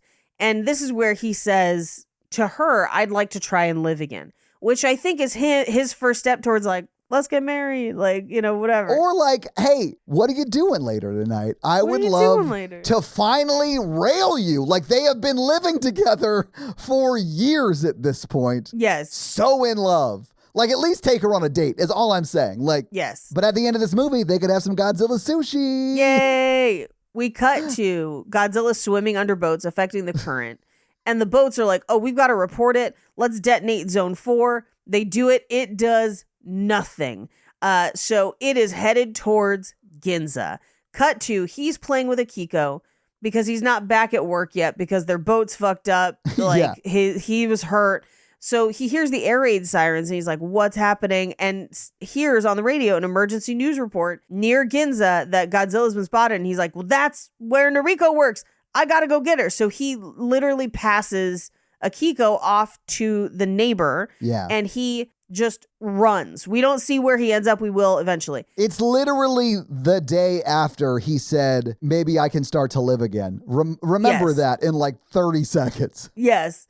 Everyone's running, but this is classic Godzilla. Like this is like straight out of the OG Godzilla films. Amazing. And it all looks great. She's on the train and he just picks up the train and she's like falling and has to drop and fall into the ocean. But she manages to like fall and survive and get back on land just in time for Godzilla to be like stomping down the streets behind her. I know. What are the odds of all of that? And you swim up, you walk out onto the street, and then Godzilla's walking down, doing the slowest 5K you've ever seen. Like that's how Godzilla do. Yeah. Yeah. But so she's like so dazed, she can't even save herself for this. She's just like, I don't even know what's happening. I'm just kind of, and he runs up from behind her because he miraculously found her. And I'm going to excuse this one piece of impossible movie magic. Same. I forgive it. I love it. I forgive it because the rest of the movie's so good and it's worth it. Yeah. So at this point, I'm like, he clearly was like willing to risk it and willing to be brave for her. Oh, this is more or less also a suicide mission. Like he's running towards Godzilla to save her. Yes. So like, I do think he is no longer a man of inaction. Yes. Yeah. Yeah. And so they're running. The tanks are shooting at Godzilla. It doesn't make a fucking difference because it's fucking Godzilla. Yeah. And he sees the blue like tail, like Godzilla's powering up. And he's like, oh no. And so they run. And as Godzilla's about to basically shoot the heat ray, she pushes him down an alleyway to save him. He was trying to pull her into the alleyway. She pushes him and she just gets thrown by the blast. Yeah. Like she doesn't get the heat ray, but like the residual blast of the like the concussive force throws her down the street with piles of rubble and whatever. I mean, you perhaps could survive. We do find her later in the movie that she did. So she did survive, but I assume she was dead. Like I was like, what? She's dead? Like literally the day after he was like, I can live again, meaning like maybe I can start to open myself up to a relationship with this person that I'm basically married to and have a child with. Like it's heartbreaking. It's heartbreaking, guys. I wept. Well, and the movie, because like he goes to look, he immediately goes to look for her, and that street is just gone. Yeah. There's nothing there. And like his screams of anguish, like, but it's almost like he's screaming into the sky like, I'ma fuck you up, Godzilla! And you're just like, yes. Oh, he is? I think. Yes. So, okay, we saw Godzilla's heat wave scream, and then the scene ends with his scream. Yes. And that is him like oh, I am not only going to survive this encounter, I'm going to fucking kill you, Godzilla. I will not rest till I fucking murder this giant lizard. Today was the day I decided that I kill you. Yes. I'm not sure how, but it will be done. I will figure out a way. And it's like raining oil on him, so it's like, it's so crazy. But yeah, I think it is. Or ash or whatever it is. Like, I'm sure it's ash, but it's like blackness. Yeah. It's so crazy. But it's great. I love it. yeah. Well, and so he goes home because obviously if you looked at that, you'd assume she was dead. There's Yes. no way you could get to her, Of whatever. course. So they all have like a funeral in the house. And he says, why did I think I could dream again? I was like just sobbing. I could not handle it, Paige. Oh, but then Doc is like, hey, a bunch of us that are veterans, like former soldiers that are now private citizens, are going to try and come up with a strategy to defeat Godzilla since the army is failing. And it's probably not viable, but do you want in? And he's just basically like, fuck yeah, I'm going to fuck that lizard up. Like, he's like, any job, I don't care. Yeah. We might die during it, even better. Yeah. Like, whatever it takes. He's like, I'm glad other people want to help me kill Godzilla because I was going to do that anyway. Anyway. Yes, I'll come to your meeting. You just Yes. invited a closeted, like, anarchist to a local anarchist meeting. Like, yes, I will go. Yes. Well, because it's basically a town hall meeting. And their plan is, and now here's the thing, their plan is not a bad plan. It just don't work ultimately. Okay, it's 1940s. Yes. You have the technology you have in the 1940s. Yes. I really thought it was an ingenious way of solving the Godzilla problem with the technology they have. Yes. It just turns out not to work at all. But I liked it. I honestly, I sort of love the steampunk nature of it all. It's like Yeah. your physical science teacher from 8th grade was like, how would you kill Godzilla using science? Yes. And they were like, Freon? And I loved it. Well, because essentially, and here's the thing, this happens in every single Godzilla movie, especially the Japanese ones, where there's like a plan where they're like, we'll do this, and then we'll use this, and scientifically, this and this should happen. And it's like real science, and then it fails. And then one guy's like, what if I shove a crystal in his eye? Like, and that's old. It's always like one person or Mothra being like, what if I just fucked him up and like knocked him over these electrical cables or whatever. So like, this was very classic Godzilla for me. I loved it. But essentially the plan is this. They're going to release Freon gas to surround Godzilla in almost like a bubble enclosure that would make him heavy enough to sink to the bottom of a very, very deep trench in the ocean, where they would hope that the pressure would essentially compress him to death. Yeah, they're trying to like pop him like Ocean Gate. Yeah. Because then they have inflatables to rapidly rise him to the surface for explosive decompression. Like scientifically, you're like, I get it. Okay. Yeah. So not only is this plan A, it's also plan B. Like, Right. Tower of Terror going down is plan A. Hopefully the crush of that will kill him. If it doesn't, we'll inflate balloons down there. Yeah. And then as those balloons rise, those more or less become bombs. Yeah. Because the air in them is expanding because the pressure in the ocean is getting less. So if plan A doesn't work, we'll explode him with the balloon bomb things. It's also like B and B.5 because yes, the balloons will explode,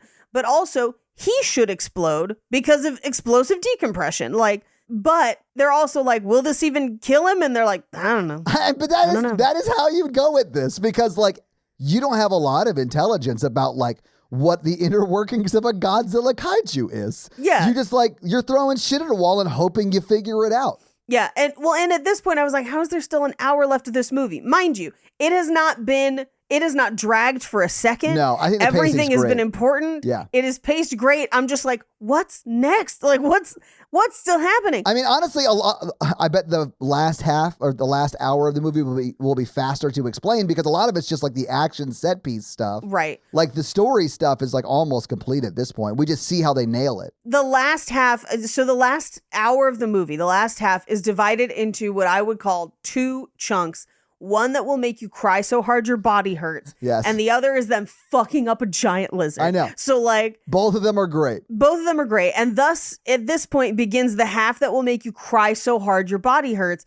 Because essentially everyone in this town hall is like, we have families and we just spent the last 2 years rebuilding from the war, and now you're asking us to go on what is effectively a suicide mission again to kill this giant lizard. Yeah. And like, you want me to again sacrifice for what? I loved it. I loved it because it is essentially like a captain from the Navy who was like leading the meeting. Yes. And he's treating them like soldiers because pretty much everyone in there was in the Japanese Navy. And he's like, the future of the nation depends on you. It's in your hands again. Who's with me? And like one guy raises his hand and he's like, sir, I cannot. Yes. I have a family and fuck you so much for asking again that we save you. So I'm out. Now listen, he's not wrong. And I love the way they handled this because I think it's Doc that actually says it. They're like, hey, listen, we're not here from the government.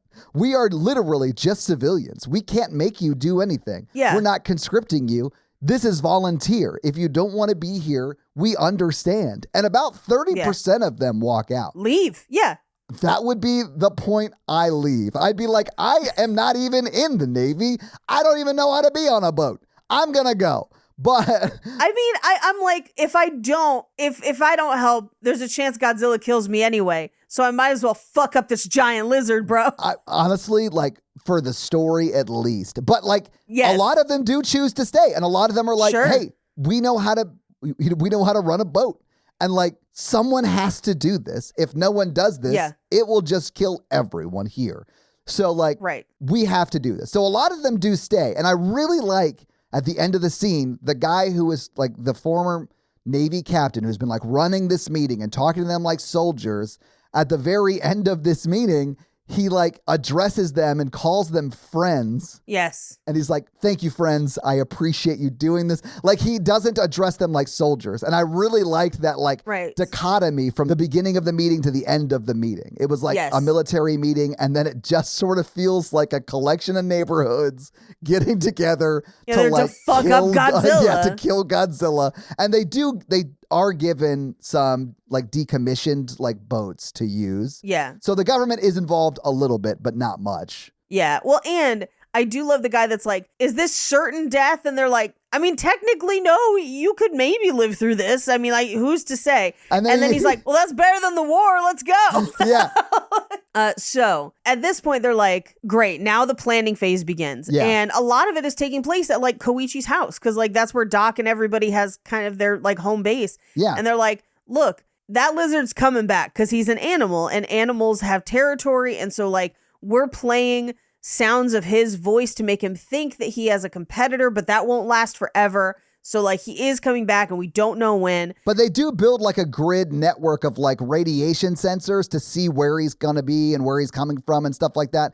Like, they do have I think they have a really great plan. And I sort of love that the screenwriters spent so much time building this great plan. Yep. And then it just goes to shit almost immediately. Yeah. Well, again, classic Godzilla. I know, right? I really like every it, though. time. But this is where Koichi is like, hey, can you get a hold of a fighter plane? And they're like, no, we just decommissioned all of them. Spoiler, because of the Americans. Yeah. Like, this is America grounded the planes because the Japanese, really good at planes. Like, they were so good at it. They were really good at submarines, too.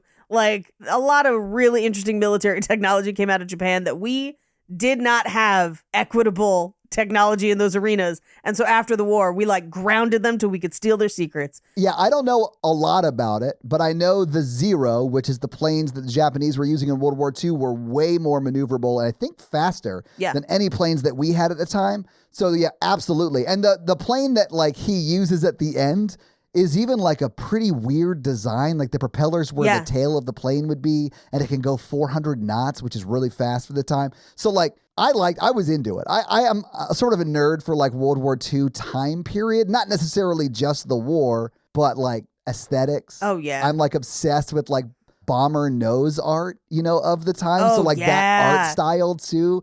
And like the music, the big band music at the time I'm super into. So like I like a lot of the technology from that time. And like, for me, I love Atomic Era, which is right after this, which is where like, that's why you like Fallout so much. That's what I loved Fallout. Fallout was great. I love it too. But it's why I love mid-century stuff so much. There is a specific art movement following the war and kind of where everyone ended up after World War II that really leans in a very specific stylistic direction that I really like. I love it. I wanted, when I had my motorcycle, I never did this, but I wanted to. Had I had the money, I would have painted it like matte olive green. Oh, yeah, to make it look like one of the war ones. So my dad's father, my granddad on my dad's side, I never met because he flew bombers in the war and then became an alcoholic and drank himself to death because of various reasons. But I wanted to get his probably nose the art. war. Just putting it out there. That's what I would guess too, although I don't know. If you have to ask why any old men in our lives have trauma, you could probably just say the war and probably be right. It's a whole like traumatic thing. Like my dad found him like when he had taken his life. Like it's a whole sad story. That essentially, because my dad is dead and I never took the time to ask him, I'll never know the full extent of, but I know it was bad.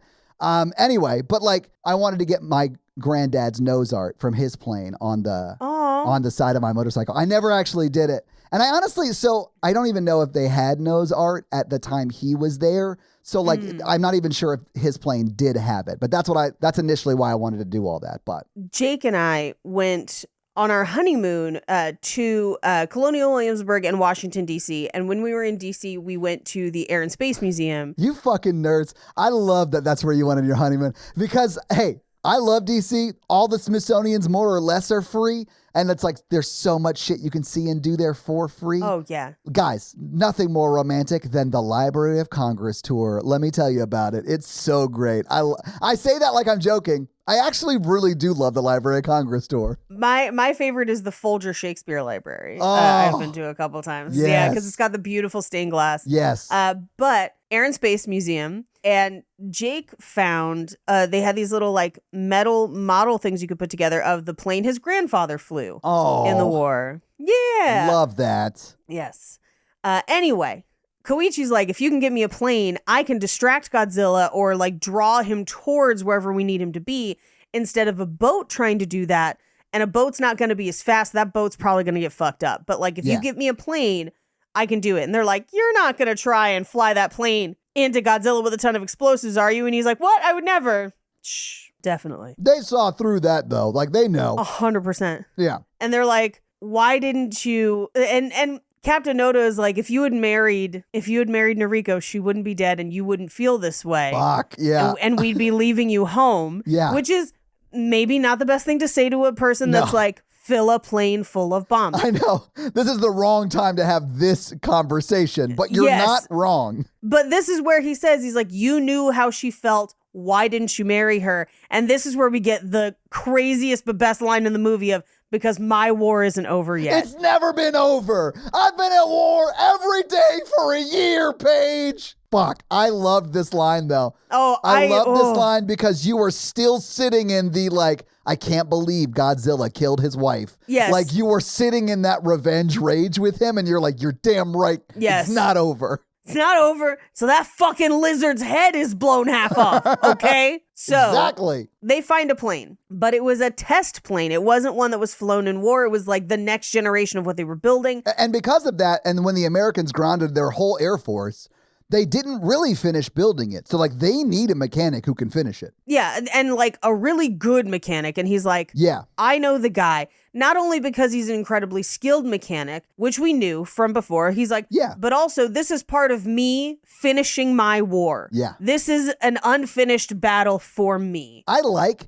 that it's a struggle to find this guy. And he is adamant that no, I am aware other mechanics exist, but I need to give this guy closure with this Godzilla thing as bad as I need to get it for myself. Yeah. And I loved that. And I loved that, like, this guy is unfindable. He goes to the War Office and they're like, we don't have a current address. Yeah. And he's like, can you tell me places he's been stationed? And then he just starts writing these letters. And you assume that those letters are like, hey, man, looking for you, would love to reconnect, got a special offer for you, maybe a job you might want to take. But no. Godzilla is back. Yeah, no. This motherfucker is playing 4D chess. Yeah. He writes him and then turns himself into bait, knowing that he can say shit that'll make the mechanic look for him. So he's like, bro, you know all those guys that died on that island that you were stationed at? You know your best friends from the war? You killed them. It's your fault they're dead. And so he, like, that's too much. It's too much for the mechanic to handle. So the mechanic tracks him down and beats the shit out of him. Yes. And the whole time he's beating the shit out of him, he's like, I am so sorry that I wrote those terrible letters. I deserve this. I needed to talk to you. I get that this is my fault. All of your friends are dead, that it's not your fault. I'm so sorry. Anyway, so he's just like beating the shit out of him while he's just like trying to be like, here's our plan. Like, here's what we would like you to do. And eventually the mechanic is on board, but it takes a lot of punches. Well, essentially, it takes a lot of punches, but he's like, I need you to repair a fighter for me so I can kill it. And the mechanic's like, I don't give a shit. And he's like, no, I detonated a mine in its mouth and it did more damage. And I know if I flew a plane with explosives down into it, I could kill it or at least hurt it way worse than we have. And the guy's still like, fuck this. And he's like, no, I know the war isn't over for you either. And he's just like, fuck. He's like, God damn it, he got me. It's not over. Damn it, you're it's never right. been over. So he brings a whole mechanic crew in to make it fly. Great. And they're talking with Doc and he's like, I know it's my plan, but I know it'll take a miracle for it to work. But all the guys are still there. They're just like, yeah, no, we're here to fuck up that lizard. Let's go. Yeah. We cut to the conference room where they have gotten word that Godzilla is approaching. So now they're like, okay, we move at dawn, basically. Like, we need to have him over the trench at 11 tomorrow, be in positions by 8. We get the device ready and be with your families tonight because tomorrow we fuck up that lizard. But this is where they're like, hey, the war did not respect the sanctity of your life. And while we may die doing this, we're not ordering anyone to do this. Right. Please, if you are doing this, know that you are doing it not to fight to the death, but to live for the future, to try and save as many people. Yeah, you are fighting to survive. Yes. I love that arc in the movie and seeing everyone like go from, yes, you have to die for your country to if you die for your country, it's okay. It's an honorable sacrifice. Sure. But it is not something that is required of you. And it is something that you are doing because you want to live. You're fighting to live. Yeah. Which is the difference, I think, between like going and learning to be a pilot and dogfighting and being willing to do that. Right. And then being asked to do like kamikaze missions where you are definitely going to die. Like those are two different asks of a government for me, you know? Yeah. But this is also the scene where they leave the kid and they're like, we leave you the future. Which is just like, oh. You mean kid, not Akiko. Yeah, the kid is his nickname. Yeah, on the guy boat. who is too young to go to the war, but like desperately wants to be in the war. I sobbed at that moment too, and we talked about it a little bit before, but it is like the captain of the boat and Doc walking away, and like they're like, not being a part of the war is something to be grateful for. It's not something to, you shouldn't long to be in this like traumatic, horrible thing. Don't regret it. Yes. Yeah, exactly. Yeah. And then as they're walking away, he's yelling like, I could do it. Like, I'm strong enough or I'm capable enough to do it. And they're like, you idiot. We know that. That's why we need you to stay and run the fucking country. Yep. Because we are giving it to you by sacrificing ourselves in this moment. And that kid completely misses the emotional weight of that conversation. He has and no then idea. Invites 60 of his favorite tugboat captains on a journey. And that to is help nuts save the to day. me. I mean, yes, I get it. I get that it saves the day. But like if I'm a tugboat captain in Tokyo Harbor and some guy is like, hey, do you want to help 2 destroyer-class cruisers kill Godzilla? I'd be like, bro, I'm a tugboat. The most I can do is give him a ride around the harbor. They don't have guns. I would say no to that request, is all I'm saying. I understand saying no to that request. Yeah. What am I going to do? Push him? That's not how you kill Godzilla. Yeah. We cut to them working on the plane late into the night, and we get a very deliberate shot of the seat that has a panel that we can't read. But that was my first indication of like, oh, it's an ejection seat, which is something that was called out in the meeting right before, where they're like, the government did not value our lives during war. They built planes without ejector seats. They asked us to fly planes into stuff. Like they made submarines that you couldn't get out of, like all of these things. And so we see him making sure that ejector seat works. Yeah. We cut to Koichi picking up Akiko, and basically having one last night, tucking her in. Oh, I'm sorry, I'm crying too. It's so sad. Like he's saying goodbye. And I love the way this works because the arc of the movie, like if he had decided that I am willing to sacrifice my life for these people I love and in memory of this woman that I loved, because remember, he thinks, sorry, I'm trying not to cry. He thinks Noriko is dead. He thinks Noriko is dead, right? So he's like, I will sacrifice my life for my daughter in my city. And that is ultimately not what he's choosing, but it still works because he very well might die in this. So it is that difference between dogfighting and a kamikaze mission, right? But he still puts things in place in case he dies. Just in case. He writes that note. He gives the money to the terrible lady who became more or less the aunt. Like, he is making sure that his, quote, daughter is taken care of, you know? Yeah. And it works because, in my mind, he was going to kill himself in the movie. Yeah. Well, the movie sets it up to think that that's what's going to happen. And it still works. Like, because I get that, like, just as a responsible parent who is in this situation and has made the choice to go fight Godzilla even. Yes. With the possibility of death is just making sure his daughter is cared for in that eventuality. Yeah. I sobbed. I was crying the whole time, Paige. Like from here to the end, more or less. Well, and she drew a picture for him and he like takes it with him and you're just like, oh. And honestly, this is terrible. She has terrible art skills. She's not good. Thank you. Paige, okay. So like like learn to draw, Kiko. A lot of movies do this where they have a picture of their wife or their loved one and like a drawing their kid did. Yes. And to me, it's better if that drawing is absolute shit. It's like trash. You know what I'm saying? Yes. Because like that is like, if that's the art that dad saved, he fucking loves that kid, man. Yeah, 100%. Because it's literally like 3 circles with red hair. Yeah. Because she's a little tiny baby. I've seen pictures from my youth where like my fridge is visible behind us in the photos. I can see the art my mom was putting up on that fridge. And let's just say Todd wasn't sending the best art. You know what I'm saying? Like, I wasn't capable. But my mom must have loved me. You know what I'm saying? Loved you. Because that art was trash. Hey, my mom still has like macaroni necklaces and things that I made that she wears on Mother's Day sometimes. Aren't moms the best? I know. Fuck, love them. Anyway, so he leaves her knowing that the neighbor will find her because he leaves early in the morning to get to the plane. And like he gets on the plane and the mechanic is walking him through everything. Yeah. And he's like, okay, this is what I'm going to do.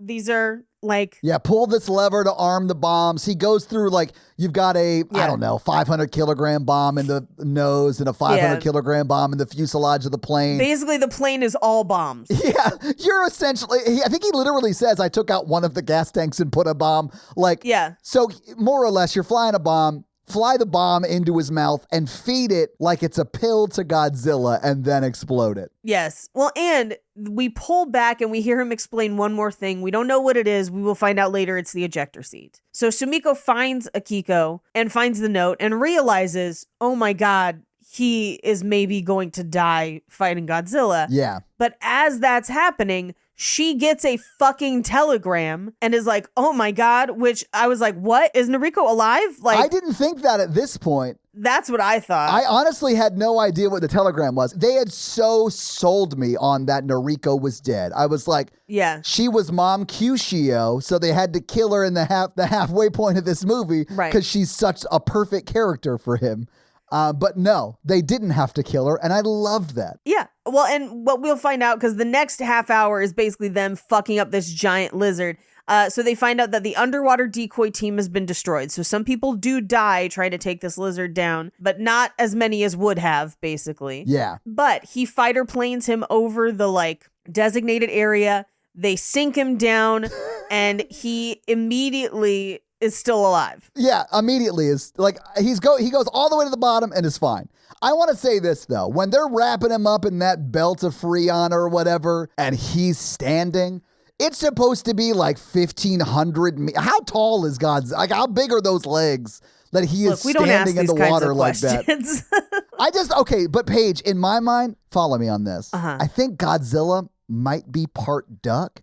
Because they can wait, hold on, what? Follow me. Guys, I'll feed you, baby birds. This is not a joke. This is an actual theory. You know how ducks, when they're like in water, their upper section is like, it is very, very calm. but their legs are like, they're like really moving. So in my mind, he's not really tall, obviously. That'd be dumb. He's like kicking his little legs and you can't see him because they're under the water. And that's how he's like getting probably 60% of his body out of the water. All I'm saying is he's like holding a ton of weight. A literal ton, Paige, not just a ton of weight, like a literal ton of weight above the water. I mean, we did see him walk around Ginza and fuck people up. I'm not saying he's not capable. I'm saying he's duck-like in this moment because his upper torso is like calm, like he's standing on the bottom. Yeah. Oh, yeah, for sure. Yeah, he's just walking out into the ocean like it's nothing. Like he's Jesus, just walking on water. Except the water he can walk on is like, I don't know, 50 feet down. Yeah, it's fucked up. But so he looks really upset. He's powering up, but boom, they drag him down to the bottom and they're like, all right, we don't know for sure, but enact plan B just in case. So they deploy the flotation devices. He floats up almost to the top and then he bites the cables.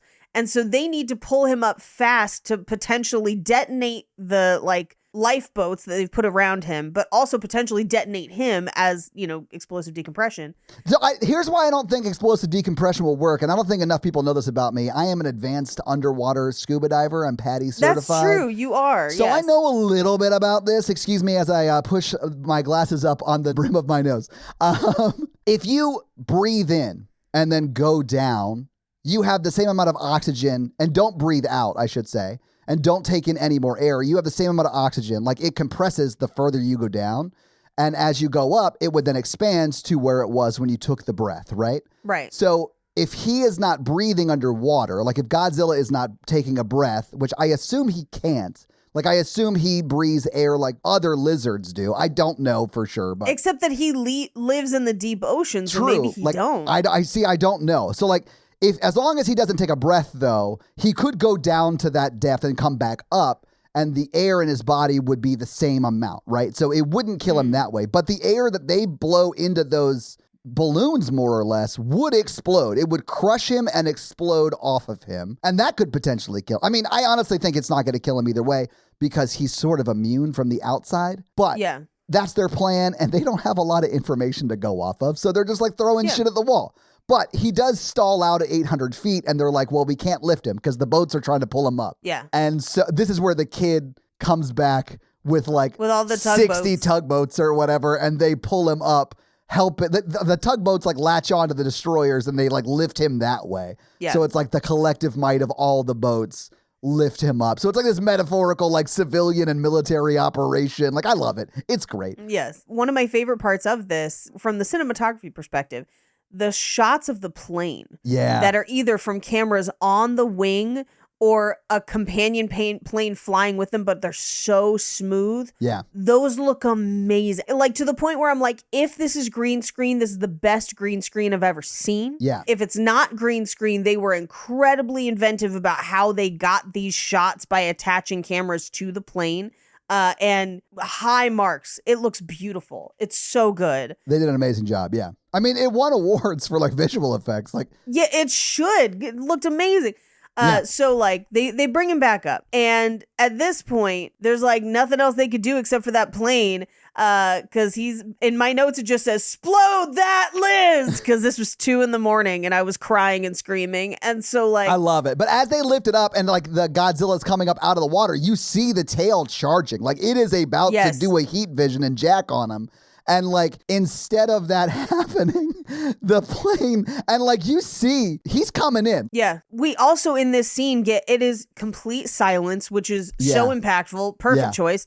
Because you watch as Godzilla's powering up, everybody on the boats basically realize we are going to die today. Yeah. We're fucked. We tried our best. There's nothing we can do. Yeah. And in comes this plane and they realize, oh no, he's going to die. Yeah. He's going to kill himself. No matter what. Yeah. They even the captain, not the naval captain who's leading the operation, but the captain of Captain Noda. Yeah. Thank you. Yeah. He is on the radio, don't do this, don't die for this. Please, and everyone else is yelling no and stuff. And he's just barreling right for it. Like your dad with asparagus when you were 6 and or 6 months. And the way it's shot, the way it's shown to you is so great because there is a hint of Did he pull the ejection right in time, or was that a part of the fuselage coming off the plane as it makes impact with his mouth? Because you see like a little thing. Exactly. And so like, I was like, oh my God, please. I'm like weeping. Yeah. Like, oh my God, please let him be alive. And then. But he blows the top of Godzilla's head off. Yeah. Right. His brain is in the atmosphere. Like Godzilla does get blown up. But you still don't know if he's dead or not. But then we see the ejector seat. Yeah. And you see the parachute open and he's like landing and everyone fucking salutes him, which is like, it's such a great resolution to where this started. Well, and the mechanic who's just like, oh. I know. Oh. That honestly, the mechanic scene I think is one of the most impactful for me because of the forgiveness in that is so immense, and like to go from like I hate this person to like I bet those people are lifelong friends. You know what I'm saying? Oh God, I hope like they so. might not talk every day, but they will go to bat for each other. And like to see that change in that relationship and like it's so earned as well. I don't know. I loved it. I just crying so much at this point. Well, and Koichi's forgiveness of like, it's okay for me not to die. Yeah. Well, and literally everyone in his life since the beginning of this movie has been like, you should have died. You should have died. And that slowly starts to change with his surrogate wife, Noriko. Right. And then with his chosen family, they start to be like, hey, you are a valuable person. We love you. We want you in our lives. Don't, and so he eventually does sort of come on board with the I do deserve to live. Yeah. And there's so much therapy that I had to go through to get to that point. It's just like so sad. Man, I think I cried a lot in this movie because of just some specific stuff that I've been through. And there have been times in my life where like, if I didn't start going to therapy, I would not be here because it was destroying me. So to see someone go on that like sort of similar journey and like, I was just weeping the entire, I cried for about 3 minutes after the credits. I was still crying. I was crying for like 20 minutes after the credits. It messed me up, man. I went to bed and woke Jake up with the crying. And I'm sure he was just like, what the fuck? Like, I have to work tomorrow. Like, what are you doing? Anyway, so he survives. He makes it back. If he hasn't seen Minus One, when he does see it, he's going to be like, no, I get it. You were right to wake me. I get it. But who should show up but Sumiko, who's like, first of all, fuck you for not telling me that you were going to try and kill yourself. Right. But secondly, she's alive. Boom. So he goes to visit her and just like openly sobs. It was just like, oh. When he walks in, and she says, is your war finally over?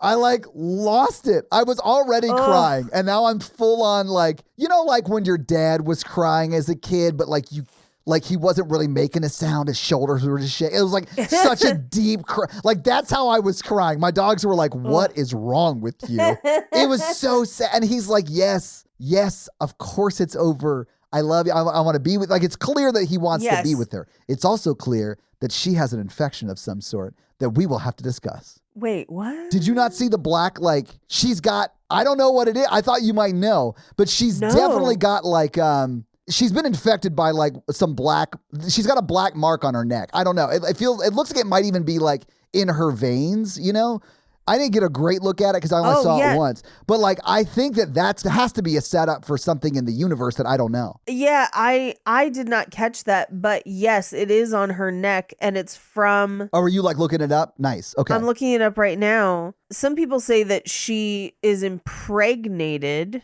With a Godzilla baby? Hang on. Yeah, that's what everyone's saying, but like... Wait, is she going to give birth to baby Godzilla that then becomes Spacezilla? I don't know. Didn't you say that was the same one? Hang on. Well, that's... Yeah, hold on. A detail is fueling fan theories. Her neck. Her back? Her pussy and her crack. Her Godzilla down her crack? What happened? Cut that, babe.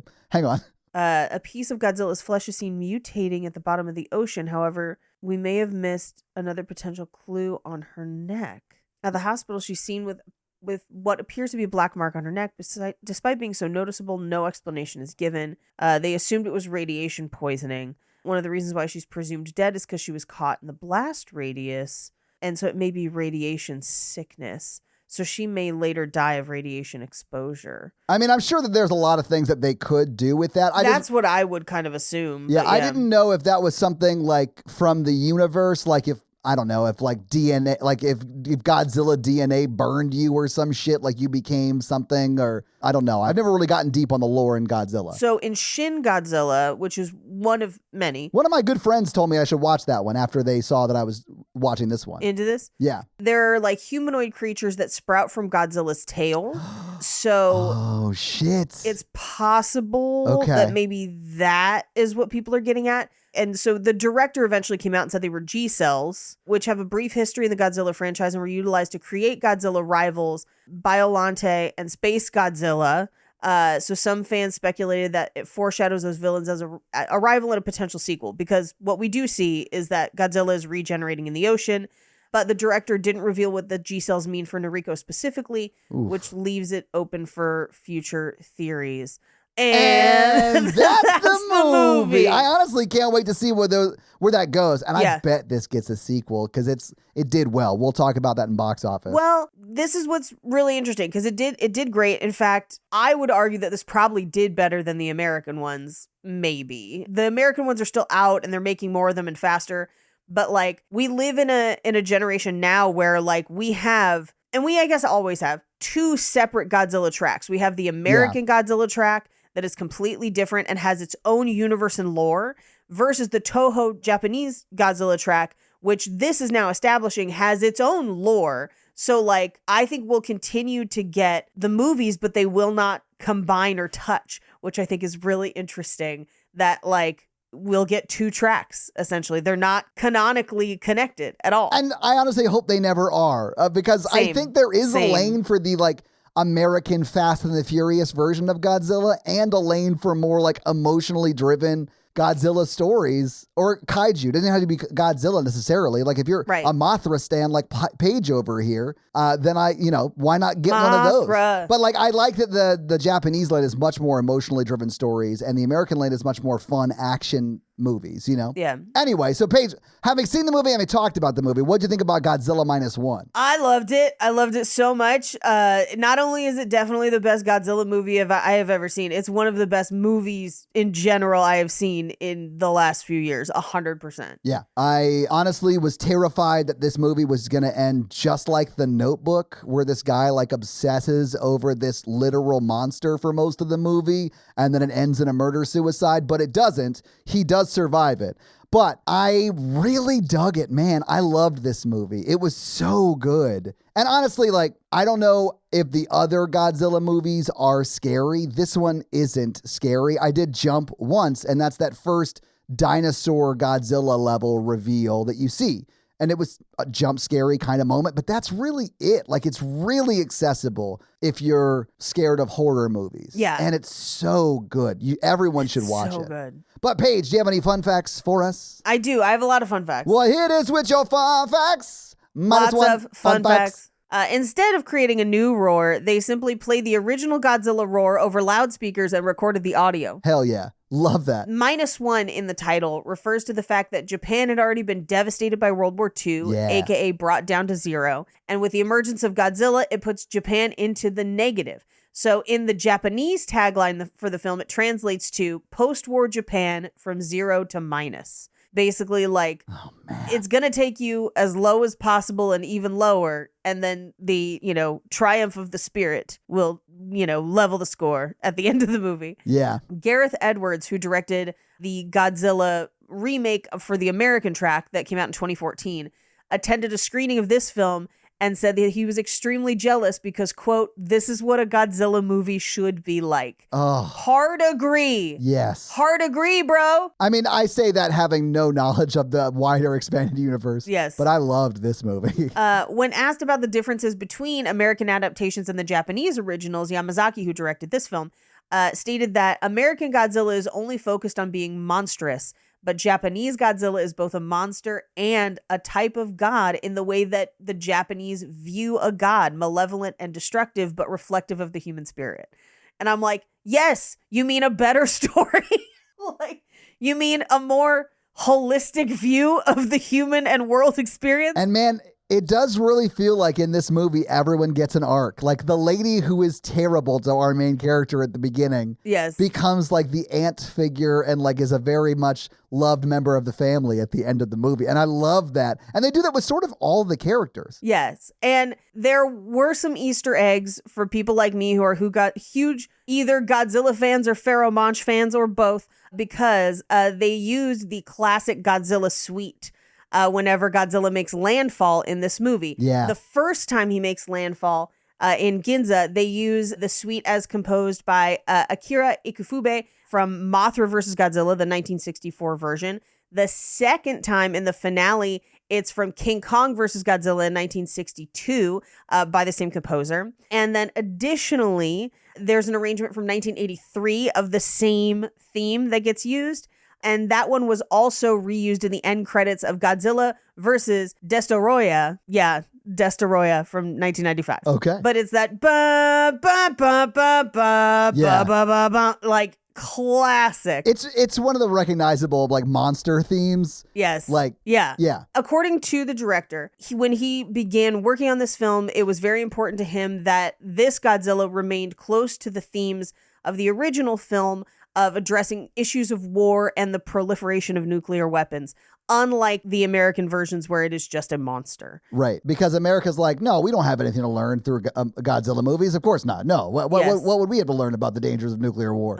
Yeah. The director also said that the original Godzilla or Gojira, Mothra and King Ghidorah, and Giant Monsters All Out Attack are their favorite Godzilla movies, which for me gives me hope that we will see Mothra in the future because I love Mothra. Paige, I would love to attend a screening of this Godzilla versus this universe's Mothra wearing moth wings. Absolutely. And like just dressed as Mothra. It would be great. I would 100% do it. Yes. So this is the first Godzilla movie to be a period piece set in the American submission of Japan a decade before the original Gojira in 1954.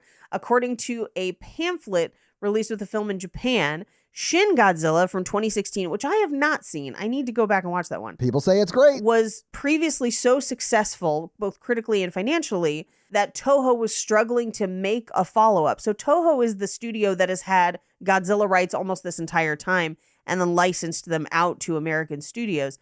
So a lot of proposals came in to Toho for the next Godzilla movie, but they didn't think they could live up to Shin Godzilla, which was now basically the favorite on the Japanese timeline.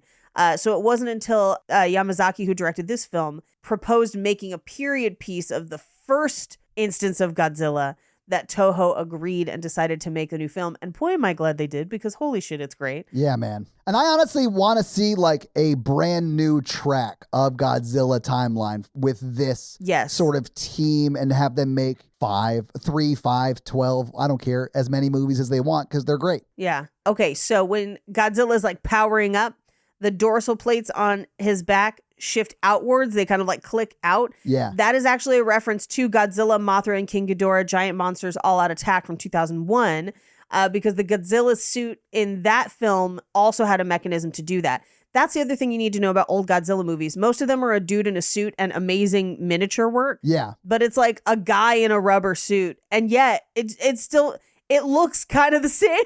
Like, it's great. Love it. No notes. Yeah, no notes. The look of this Godzilla was supposed to look like the suits, with the posture more upright rather than leaning forward. It mixes elements from a lot of prior films, one of the strongest being the 90s series design, where that's the generic design Toho had used for a long time for merchandising. But it is the one that also gets used in that Giant Monsters All Out Attack from 2001. The early concept art even gave Godzilla pupilless white eyes, much like that version. Wow, okay. But ultimately, they gave him the eyes of the older versions of Godzilla. Man, and I'll say this about those eyes. When he is swimming and chasing them in those boats, and his eyes are just above the water and the water is like cresting around his face. Like, yes, it is ominous and scary. Like, man, that would be terrifying. Yes. The name of the protagonist, so Koichi's last name, Shikishima, is the name of the squadron that conducted the first successful kamikaze attack. No shit. So the Shikishima squadron, led by Lieutenant Yukio Seiki, hit and sank the USS St. Louis in 1944. Okay. So Steven Spielberg loved this one. It's his favorite Godzilla. Oh, nice. I mean, I could see that because, like, he did Jurassic Park, and this is a very, like, dinosaur version of Godzilla. I like that. That makes sense, though. Yeah. Yamazaki coming back to Shin Godzilla, which I think that's what I got to watch next. Yeah.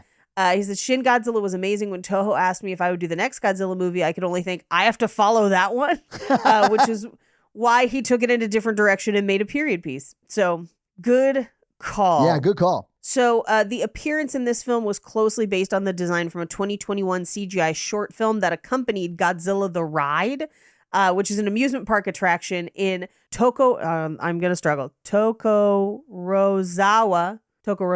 Sure. And that short was also directed by the same director who directed this movie, but it was a throwback to the older era, which is why I think we have so much adherence to some of the older Godzilla movies in this one. This is the second non-English language film nominated for the Academy Award for Best Visual Effects. Nice. Yeah, after All Quiet on the Western Front from 2022, Godzilla is the first one to win. Shit. But that should make you upset that it's taken that long. Also, All Is Quiet on the Western Front is great. Oh, yes. Yeah. But yeah, those are your fun facts. Well, thank you for those fun facts, Paige. Let's talk a little bit about box office. Now, I normally ask what you think the budget was for this film, and Paige, do you have a guess? Oh, man. I bet this was expensive. I will say there is some controversy, so we'll talk about it. But if you'd love to guess, I'd love to hear it. I feel, well, and I can only guess based on like what I know this would cost to make in America. Right. And yeah. I do know things cost a lot less in Japan. And we'll talk about it. In America, this would have cost you $100 million. Probably. Full, all in. This is Marvel movie money. Yeah. I think in Japan, this costs you $40 million. Yeah. Okay, cool. So yeah, the controversy is, it's not really a controversy. So like, when they initially made the movie, it was in yen, right? And it's just a different budget over there. Different exchange rate. Yeah. So the first websites that were reporting a US dollar amount were websites like Variety and IGN and The Times and The Hollywood Reporter. And they were all saying it was 15 million, roughly 2.2 billion yen. Okay. However, Yamazaki said that the figure was probably closer to about 10 million US dollars, which is around 1.5 billion yen. So it's somewhere roughly between 10 and 15 million. Looks amazing for that money. Yes. Like, oh, every cent of that is on the screen. Yeah. And okay, so while I was doing research for this, I also learned that initially the final set piece was not going to happen in the ocean. Yeah. The reason that happened was because one of their graphic people who worked in that department was just like rendering water effects in his spare time at home. And like the director, like, hey, we should use this. Yeah. So he was like, okay, cool. So he was like, that's why they moved it to being in the water. Now, doing those effects takes a lot of computing processing power. Yeah. And it was like a team of 35. It was like a small team.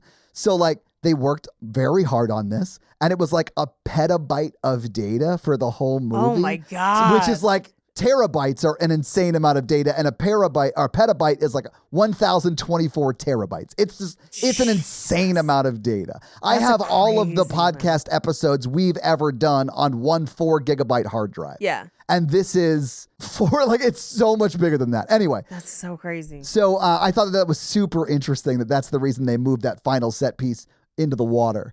Anyway, so this movie premiered in the US on December 1st, and it was number 3 the week it came out. Now, it was up against Renaissance, a film by Beyonce, Paige. I saw that weekend. Of course I saw you did. Renaissance. That's how I got butter in my eye.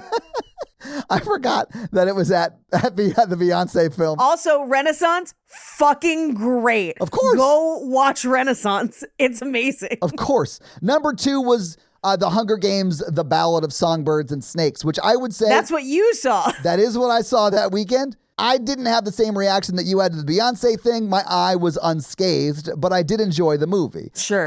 Number 3 this weekend was obviously Godzilla Minus One. Number 4 was Trolls Band Together, which, Paige, is a pun because in this movie, the trolls form a band. I don't know. I didn't see it, but that's probably what it is. I don't know the troll universe at all. Well, you're probably better off for it. Number 5 is the movie Wish, which I believe is about Chinese purchasing website that you can buy things at a very cheap rate and they will ship over slowly for you. Like you buy your movie tickets, but you don't get to watch the movie until like 6 weeks later. Until it's been on streaming for like a month. You're like, this is the last time I run a movie from Temu. And you're like, wait, I thought Matt Damon was in this, but it's just Jesse Plemons. That would be some Wish or Temu type shit. But it actually is just the Disney movie Wish, which I heard good things, honestly. Yeah, I was going to say, which if you haven't seen, you're in the same boat as me, but I hear it's great. So, what do you think Godzilla Minus One made in its opening weekend? Opening weekend? Yeah, it was third. Like 13 million. Yeah, you're close. It was actually $11.4 million, which if you believe the director Yamazaki, that is under the budget, because it would be like right at $10 million is the budget he said it was.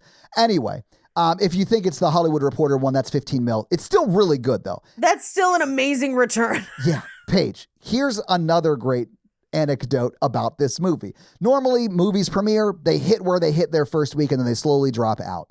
Godzilla Minus One was third in its second week, too, and brought in $8.5 million in its second week. It did great. It was fourth its third week out. It was in the top 10 for its first 4 weeks. Like, it did well in theaters.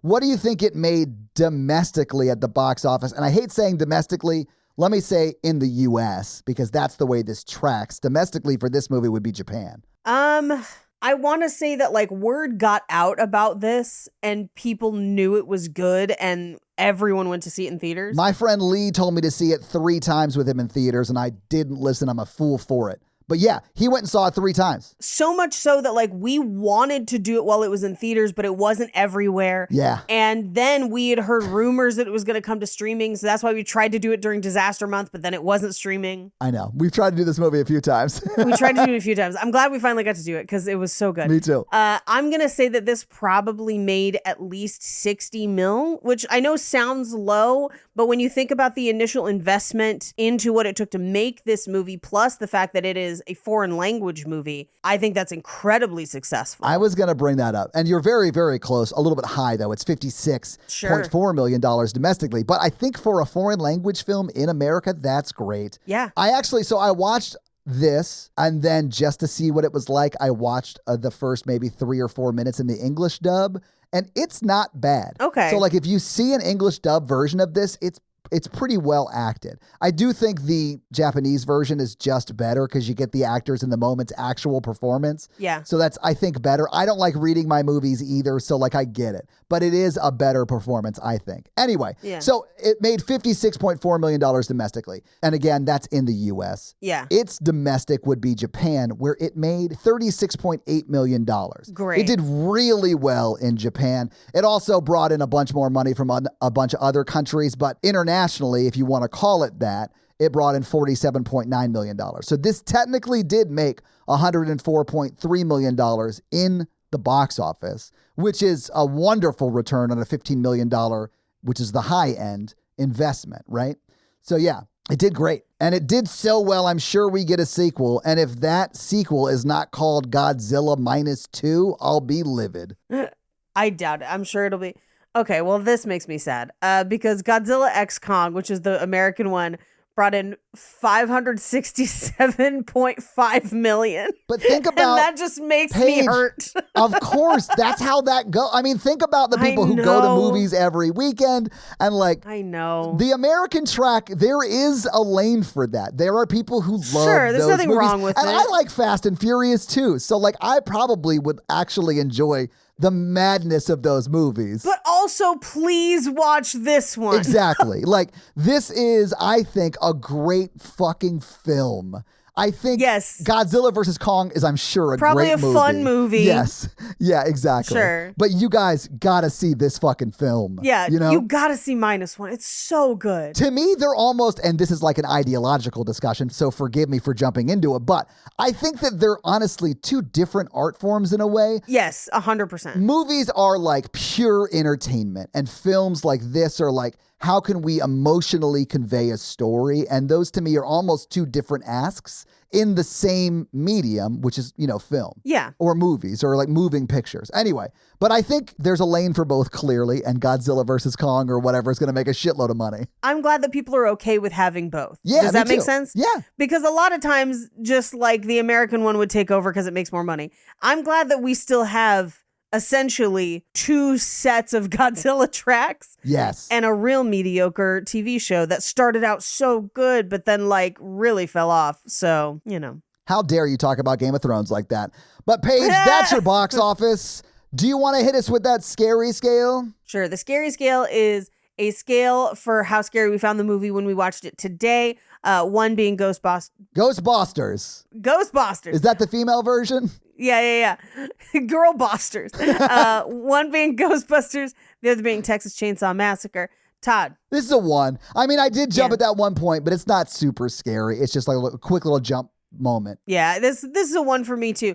But on the like quality scale, it's a 12. Yeah. So it's definitely up there. It is as high as Godzilla's ankles would have to be if he's not half duck. That's all I'm saying. Right, exactly. Yeah, I feel you. It's good. So Todd, do you have a review for us? You know what, Paige? I did bring one up, and you're welcome. Oh, hey. So this Thank week, you. I'm going to read JFDRIJDY.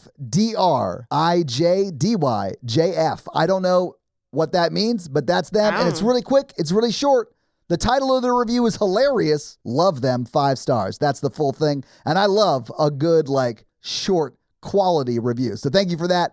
I'm also going to read our most recent Spotify comment that was off the guest episode. It's actually not the most recent. It was the very first. And the only reason I point that out is because this comment came so soon after we dropped the episode. Pretty sure they couldn't have finished it by the time they wrote it. And this comment comes from Aaron, and they say, a perfect episode for one of my favorite movies. But since it was mentioned, you have to do Abigail. Yes. Dan Stevens is having the time of his life in that one. Yes, I really want to do Abigail. I mean, I'm game for whatever. But I mean, I'm sure we'll get to it at some point. But Aaron, thank you so much for that Spotify comment. And thank you so much for that 5-star review. And if you want to have me read your Spotify comment or 5-star review, please do leave us a 5-star review and or comment. We need some new ones, guys. Let's do this. Spotify, we always get Spotify comments every week. We don't always get reviews every week, which makes me sad. I'm like, where are my Apple people at? Yeah, come on, Apple people. So this week, Paige, you made us watch Minus One and listen, thank you so much. You changed my life. You're welcome. I should have listened to my buddy Lee. But what are you making us watch next week? Hey guys, Future Todd breaking in here because Paige had not yet decided what she was going to make me watch next week. So she just let me know that we will be watching 2024's Sting, which apparently is a movie about a spider and not the guy who played bass in The Police. But that's your homework for next week, guys. Check out the movie Sting and then report back for that episode. So guys, if you like this show but want to hear Paige and I talk about romantic comedies or just regular romantic movies, check out our other podcast, some might call it a sister podcast, called Romancing the Pod, where we do just that weekly. It's a lot like this show, but for romance and romantic comedies, because Paige doesn't like them. So we make her watch them, just like you guys make me watch horror over here. But if you want to follow me, I am at Todd J. Awesome on all the social media. Paige is at Rampage Wesley on Instagram? Yes, and TikTok. And just Paige Wesley on Twitter, because you got that before some CEO lady and she wanted it, but you wouldn't give it back. And I respect you for that. Refuse. Also, Paige Suck it, other Paige Wesley. Paige is also on another podcast. It's great. You should check it out. It's called Cult Podcast with Armando Torres, who is a wonderful person. And if you want to support this show, go to Patreon at patreon.com/horrorvirgin, where there are a lot of great levels and a lot of great things. We do the Patreon shout outs at the beginning of every episode. We do listener requests, stuff like that, bonus episodes. So you'll be getting all of that content, plus episodes a day early with no ads, and who doesn't love that? So sign up for the Patreon and get a lot of great stuff. Great. That's going to be it for us, you guys. I'm Paige. And I'm your horror virgin, Todd. Keep it ooky spooky. Yeah. Have an amazing week. Bye. Bye. Godzilla's definitely part duck. Fight me, nerds.